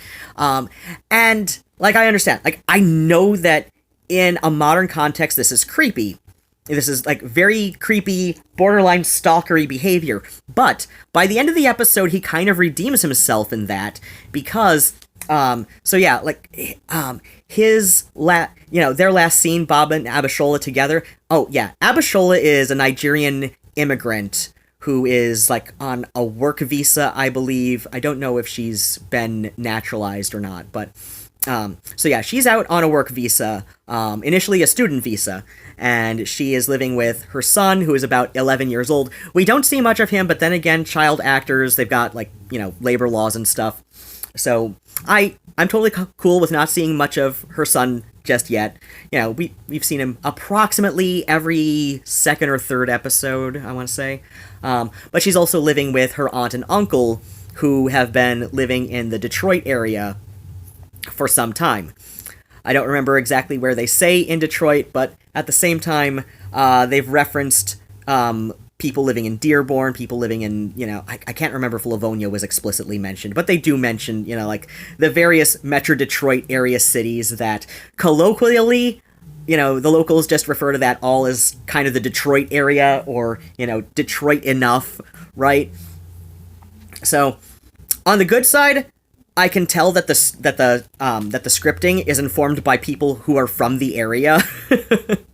I can tell the scripting is at least informed by people from the area, so that's a nice touch. So yeah, it's possible that Abishola and her family live within the city limits of Detroit. That kind of seems vaguely implied when we see at least the exterior of their apartment building. That seems vaguely implied, but at the same time, they might also they might be canonically putting her in Dearborn, but, you know, or something, but not revealing that this far in. But yeah, so like I said, the show is called Bob Hearts Abishola, and the heart in the official show title is a literal emoji. Early in the pilot, we see Bob kind of daydreaming while his family, who, you know, are all equal partners in the, or at least equal enough anyway, in the operation of the hosiery company that they run. So they're kind of just, like, going ballistic on him for whatever reasons, and he's just kind of daydreaming and remembering Abishola singing to him while, you know, he's still in the hospital. So they're kind of implying that he's divorced, but they're kind of playing up, at least in the pilot, that, you know, even by the title, that he thinks of her in the, you know, in a way that, like, teenagers will kind of, like, romantically fantasize about, not so much even a classmate, but he kind of has this moment, and this is where I kind of, like, appreciate the subtlety of the actor. I forget his name, but apparently he was on Mike and Molly, which I never watched. I caught one episode of it. I'm not sure what season the episode was, but I found it kind of boring. You know, So I just, like, never really watched it again. I know, like, the focus of that show, like, a lot of people got talking about it because, like, oh, it's about a chubby couple, and, you know, they're showing them, like, you know, like, being all, like, romantic and squishy and, you know, in bed and stuff, and, you know, they're just playing it as, like, you know, well, of course, I think they also met in, like, Overeaters Anonymous or something, so another, like, 12-step goddamn thing, right? Or at least vaguely based on that. Or some kind of overeating support group. Oh gosh, I hope it was not OA, but then again, Chuck Lorre is also the producer of both Bob Hearts Abishola, Mike and Molly, and Mom, so I don't know. It maybe have some 12-stepping. It may be, like, specifically a 12-step OA. God. But yeah, so where was I going? So, yeah, like, this actor, I think he played one of the supporting roles on Mike and Molly. Let me look it up. What is this guy's name? Because I really appreciated his subtlety in this episode, because his last scene with Abishola in the pilot, so like I said, he bribed one of her co-workers to get her address, which we agree is creepy. I definitely agree this was a creepy thing to do. But at the same time, like, his mentality, like, even before that, like, before he decided to come and, like, treat her with compression socks at the hospital while she was working, but it was her day off, so, you know, he wanted to go deliver them to her that day. Like I said, he's already kind of, like, daydreaming and tuning out his family, going losing their crap all around him. And, so he's acting like a teenager. He's acting like a teenager who has a crush on his teacher. So, like, the Bob Hart Abishola, like, this was a thing even before, like, smartphones and emoji and all of that. Like, this was a thing even before, like, text-based emoticons. This was a thing that, like, teenagers would do. Like, you would, like, scribble, like, on your notebook. Like, you would scribble on your notebook during class, like, your name, Hart's crush's name. Creators checkler. Is it Billy Gardell? I look at the name and I want to pronounce it like Welsh because of the double L. But yeah, Billy Gardell. Let's see. Does this thing? Yeah. Oh yeah, that's him. Yeah, Billy Gardell. So, like I said, he has this kind of like. In their final scene at the hospital, so she's like working the desk, and they show in a scene before he gets there that she was with a patient at the like in surgery or something, I don't know, but like in the operating theater with the doctor and stuff, and the patient died. I think it was another heart attack, but I don't know. But yeah, it was another patient, and he died. And it was now her job to call the next of kin and inform them, this person you knew was just in the hospital, and no, he didn't make it. He has passed away. And so you see Bob, and she's, and all you hear is her explaining this on the phone, and you see Billy Gardell as Bob, and it just suddenly hits him, his face is conveying, oh my god, I'm acting ridiculous. This woman is trying to work, and I am being a pain in her ass. And I didn't even act like this as a teenager. My god, I'm acting like a child here. It's subtle. It's subtle the way it dawns on him that he is acting stupid, okay? And then he says to her, you know what? I am sorry. I have been a pain in your ass. I should take off now. Like your patient died. You're trying to work. I'm being an idiot. I'm gonna leave. And she says, yeah, maybe you should. But then, as he's walking away, she's the one who stops him, okay? Like, he doesn't stop to look back. She stops him, and she's like, wait a second. Leave the socks. Like, and so this is where it kind of, like, hits her. You know what? It kind of occurs to her, like, okay, he means well. Most guys, being as stupid as he's been this last week, would not have taken the hint. So we'll just assume that, he just had a moment of stupid, okay? Like the subtleties in the plot and in the pilot, okay? It just, I really start to appreciate that, like, on multiple viewings. I've seen the pilot at least a dozen times right now, and I just appreciate it more and more. Like, that little subtlety in there, especially, like, toward the end, like, as they're wrapping it up. Now, I understand, like, why the pilot is so cringy, because a pilot for a TV show, especially if it's intended to be the first episode aired, has to introduce a lot of information to the audience right away. Okay, like, with few exceptions. And, when there are few exceptions to this, it's always because of in-story reasons, okay? But the pilot, especially on a sitcom, has to introduce a lot of information to the viewer. And, like, how do these people, like, who are these people? How do they know each other? What's their connections to each other?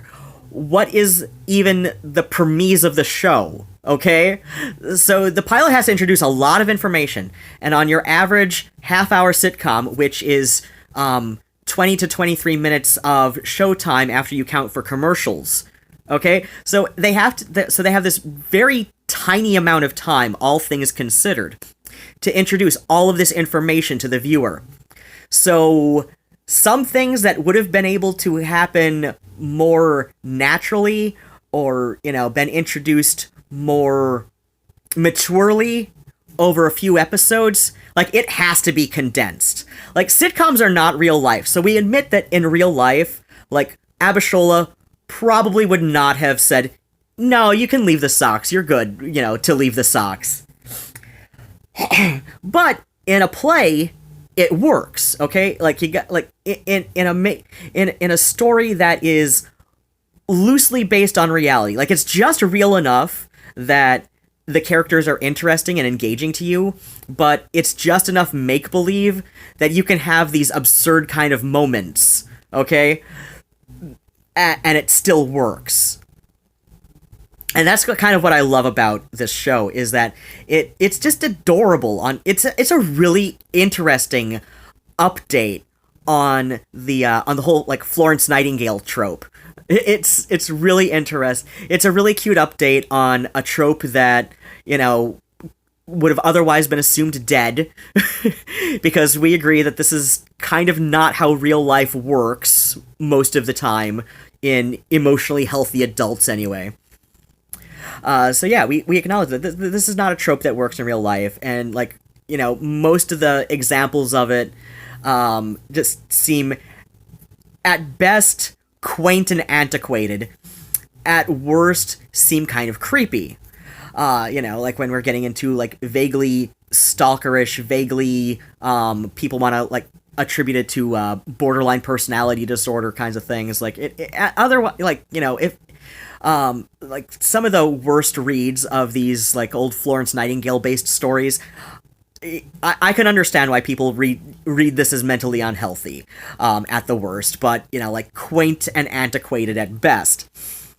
But yeah, like I said, this is a really interesting way to update the trope, and, but like I said, like, still keep it, like, just make-believe enough that you want to suspend disbelief because you're already getting invested in these characters.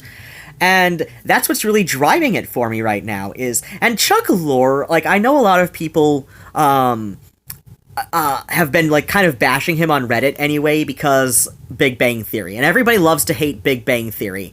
And I admit, I'm one of the few people I know who admits to have at the worst a guilty pleasure in Big Bang Theory. At the best, I honestly enjoy it. Like, I know it's corny, but what kept me watching it for the whole 10-year run, whereas my best ex, that would be Scott, he kind of, like, lost interest, I want to say, like, after season 5. I want to say he lost interest after season 5, definitely. And his interest was waning about halfway through season 4, which is fair.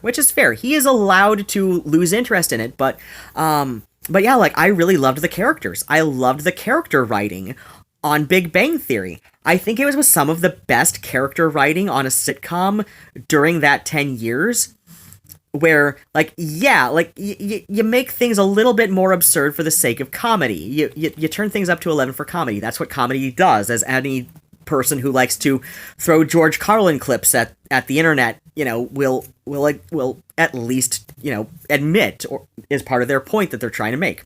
So, with George Carlin, I know he's gone on about how comedy is reality turned up to 11. Like, you gotta exaggerate things, and you gotta suspend some disbelief for this to be funny, because that's what makes it funny, right? Is that suspension of disbelief, is that tweak of, real life to the next most logical but absurd step. Like, that's what makes a lot of comedy work. And that's why I think Bob Hart's Abishola works. It's an adorable comedy, and it's got some great character writing that we saw on Big Bang Theory.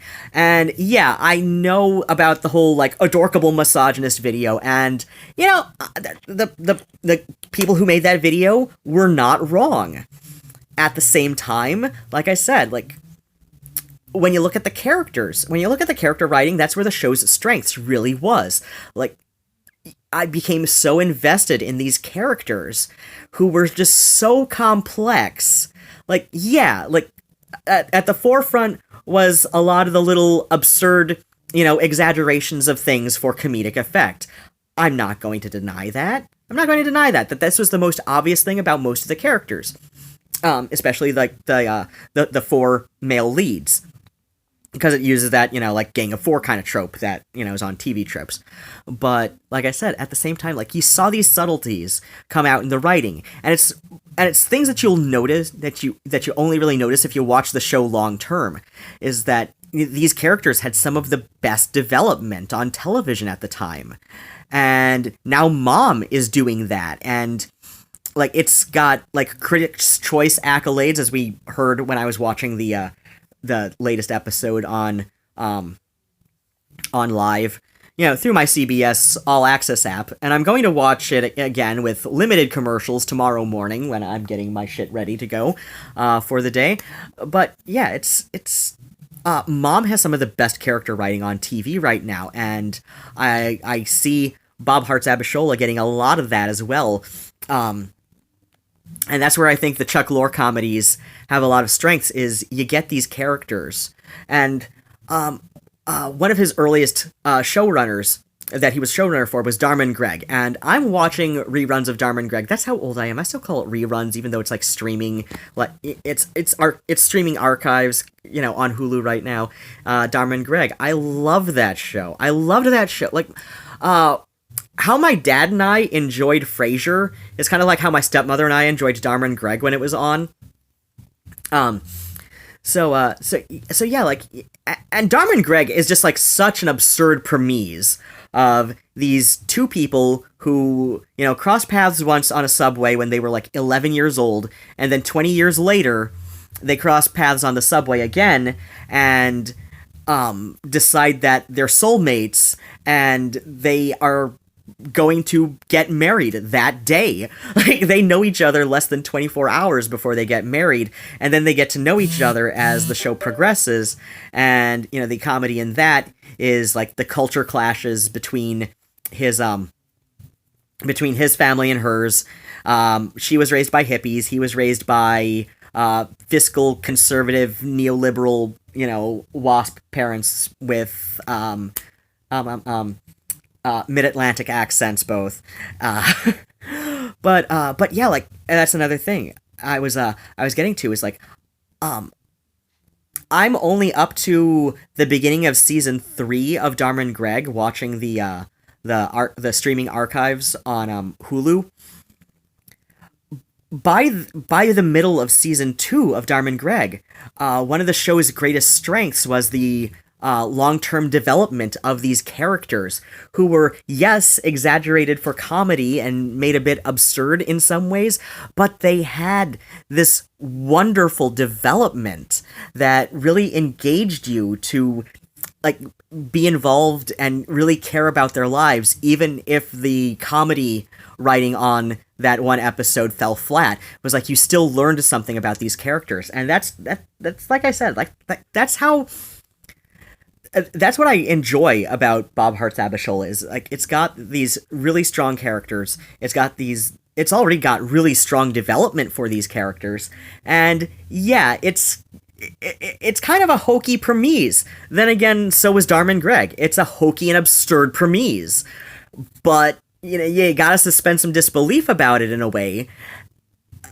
Because, if only because you've already become, like, so engaged with these characters. Like, there was somebody on Reddit. It wasn't the Bob Hearts Abishola sub, but it was another, I think, like a TV sitcoms sub, I don't know. But somebody was going on, like, saying, oh my god, this show is just so, like, like, they'd only seen the pilot, and they're just like, oh my gosh, he's such a creeper, I don't know who greenlit this. And I said, oh, you gotta watch at least up to episode 4. Like, the pilot had to have all of this really weird, and had to have all this information. Like, the pilot has a lot to do for a sitcom. It has a huge job for a sitcom. So, like, I understand why it had to be a little bit like this, just to get all of this information in a way that made sense. But, like, watch at least up through episode 4, because every episode has gotten better.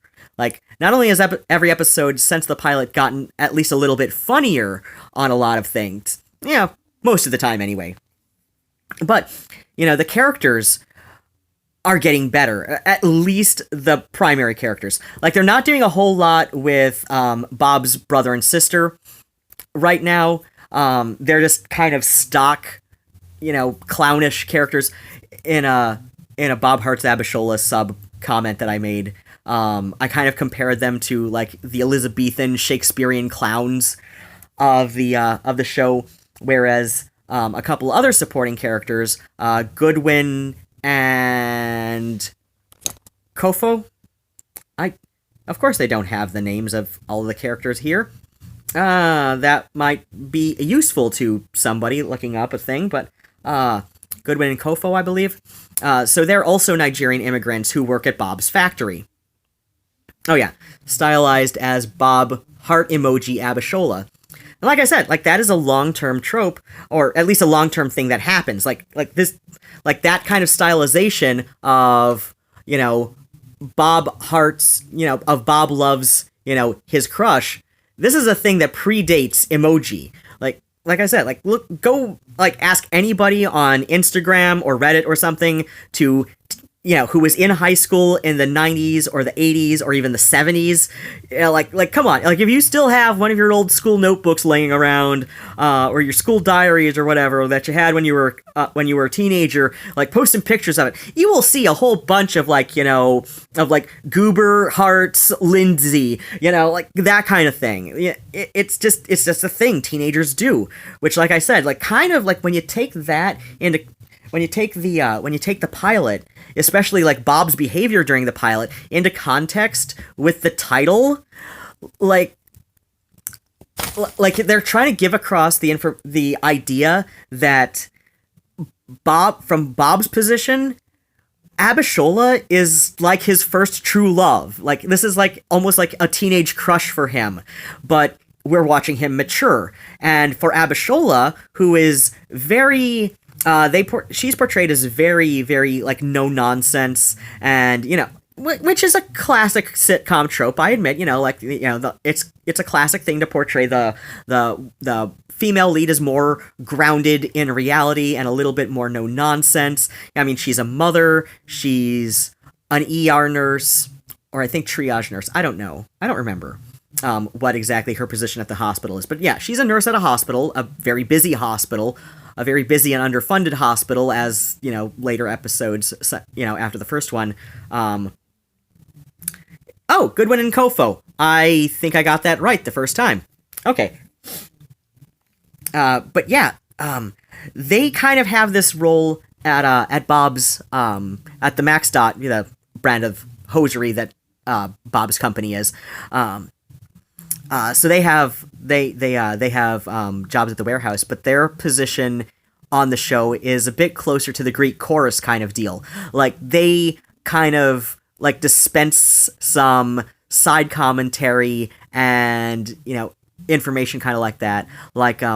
If you're gonna compare it to Shakespeare, like I did with his brother and sister, who are apparently twins. This got revealed in a more recent episode, I believe, that his brother and sister are twins. They are much younger than him. We're guessing about a decade, based on things. So his brother and sister are about my age, so younger Gen X, whereas Bob is kind of dead center Gen X. Oh my god. Is Gen X really that old at this point? I feel so old. But yeah, if we were gonna compare Goodwin and Kofo to Shakespearean type characters, think I want to say, oh gosh, who was the exposition guy in Romeo and Juliet? Was it the prince or the sheriff? I know in the version, oh gosh, that's probably the only Baz Luhrmann film I've ever found watchable. The Romeo plus Juliet with Claire Danes and Leonardo DiCaprio. I know that... No! It wasn't that one where he was cast as the sheriff. It was Titus. It was in Titus where the character was updated as the cop or the county sheriff, something like that. But yeah.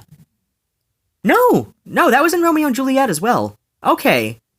God, I love Titus. That is one of those movies... I'm so glad one of my exes made me watch that. yeah, like on a scale of Scott as best ex, Isaac as worst ex, I've taken to calling Isaac my worst ex lately just because it's been a couple years, and I'm just like, yeah, it's a bit long to refer to him as just my ex. So it's like, now he's worst ex. For a little while it was latest ex, but now he's worst ex. He is officially worst ex. But yeah, Scott is best ex for a number of reasons, because I still have a, functional, healthy, emotionally healthy relationship with him, though this relationship now with him is a friendship. We're good friends. We've been friends for, I don't know, we were together for too long and lived together, even just as friends and roommates too long to, not stay friends. I'm like, we just know too much about each other to not stay friends, which is totally gay and lesbian culture. Like, if you know too much about your exes, you gotta stay friends, or you can destroy each other very easily. But yeah, so they're kind of like the ones who insert some of the some of the more some of the wiser observances about Bob and his life and all of that. I understand there can be some problematic aspects to that, like that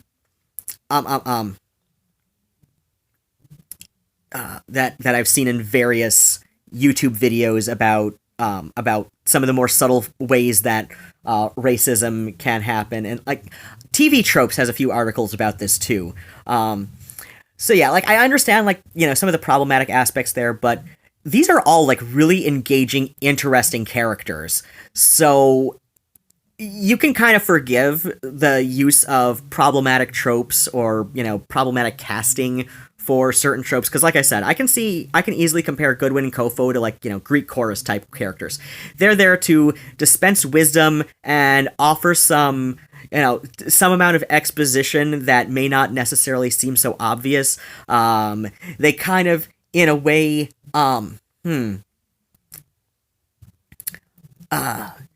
they're just really good characters.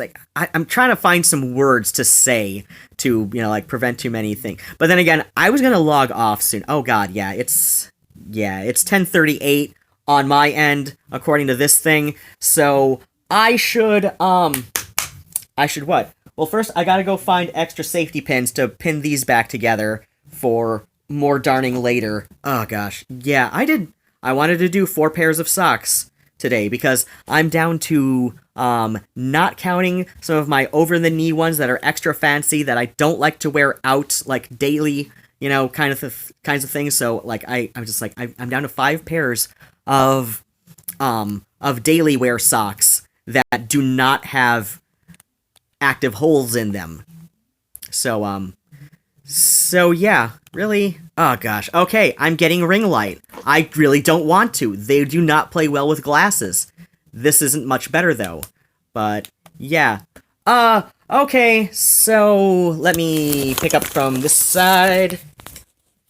Really? Wow. We're gonna be that I am all but right under the lamp here. So okay, I guess I'm gonna wrap up the stream right now. I'm not sure when I'm gonna stream again, but it's been a couple hours, and you watched me watch TV, if you've been around at least most of this time. I don't know who's in the chat. I don't know how to pull up the chat so I can see it on my end. But yes, hi! Hi, Murnau wants to say hi. We have, no real light on this cat, do we? No. But we know he's... Oh, there we go. We kind of see him. Kinda. Hello, Murnau. Hello, little goober. I love you. Say goodbye to the folks. Oh my gosh. Okay. Kitty show. It's time for Murnau. He goes meow, meow, meow, meow, meow. And he's such a pain in the butt. But yeah, I gotta go, brush up on my Welsh and all that stuff and some more stuff and to do things and find extra safety pins and repair the bit of lace that I unraveled because I'm a dumbass who forgot that I was using that spool of thread for a project, which is why I put it in that bag, was for that project, right? Okay, yeah, alright. Bats and kisses, and as always, you know, take care of yourselves, wear sunscreen and all of that. Yes, even in the winter, you should at least be wearing a foundation with some SPF during the winter, because it's really important. And as my friendly person that I went to Tenetco with, and she gave me a ride home, couple weeks ago, because I didn't go this last Monday due to want of money to get home with. I did not have enough to get home and still be able the next day to go to my doctor's appointment for my hepatitis B vaccine, which is why I've got this, why I need this thing to recognize that my phone has a front flash. I need this thing to recognize that my phone has a front flash, because when I do it this way, so let's show it to my TV. We switch around that way. And Murnau, why are you on the remote? Where is the remote? Cat? Okay. So let's see here. So features, mirror on, I don't know. What the hell? I switched it back around. Oh wait, no. Oh my gosh, it was switched around already. So features and flash. So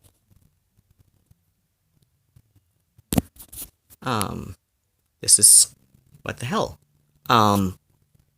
Okay, so it does have, why is it not my gosh. That is, so yeah, we see here that it will do that flash, but when we turn it around,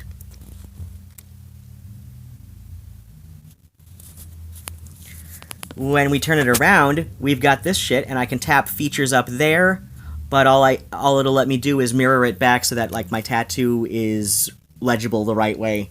So I kind of hate this setup. When YouTube lets me stream from their app, which they're not doing right now, even though I meet the bare minimum requirements to stream from my phone, because I don't have a working webcam for my laptop. But yeah, I will figure something out. I will probably just bite the bullet and get some kind of, like, little mini ring light from Five Below. Alright, I also wanted to shoot a unedited video tonight to bring some... Actually, you know what? I don't know. I brought enough info up to speed. If anybody wants to watch at least the first part of this stream, it's all in there. I'm probably just going to do something a little bit more basic for the edited video for today. Oh, gosh. Alright. Bats and kisses, and take care, and bye-bye. Don't worry, Murnau. You're going to get food in about an hour and a half. Like usual. Yes, you are. Yes, you are. Yes, you are. Here's another book light. Will this help me? Not really. God damn. This shit sucks. Okay. Bye-bye.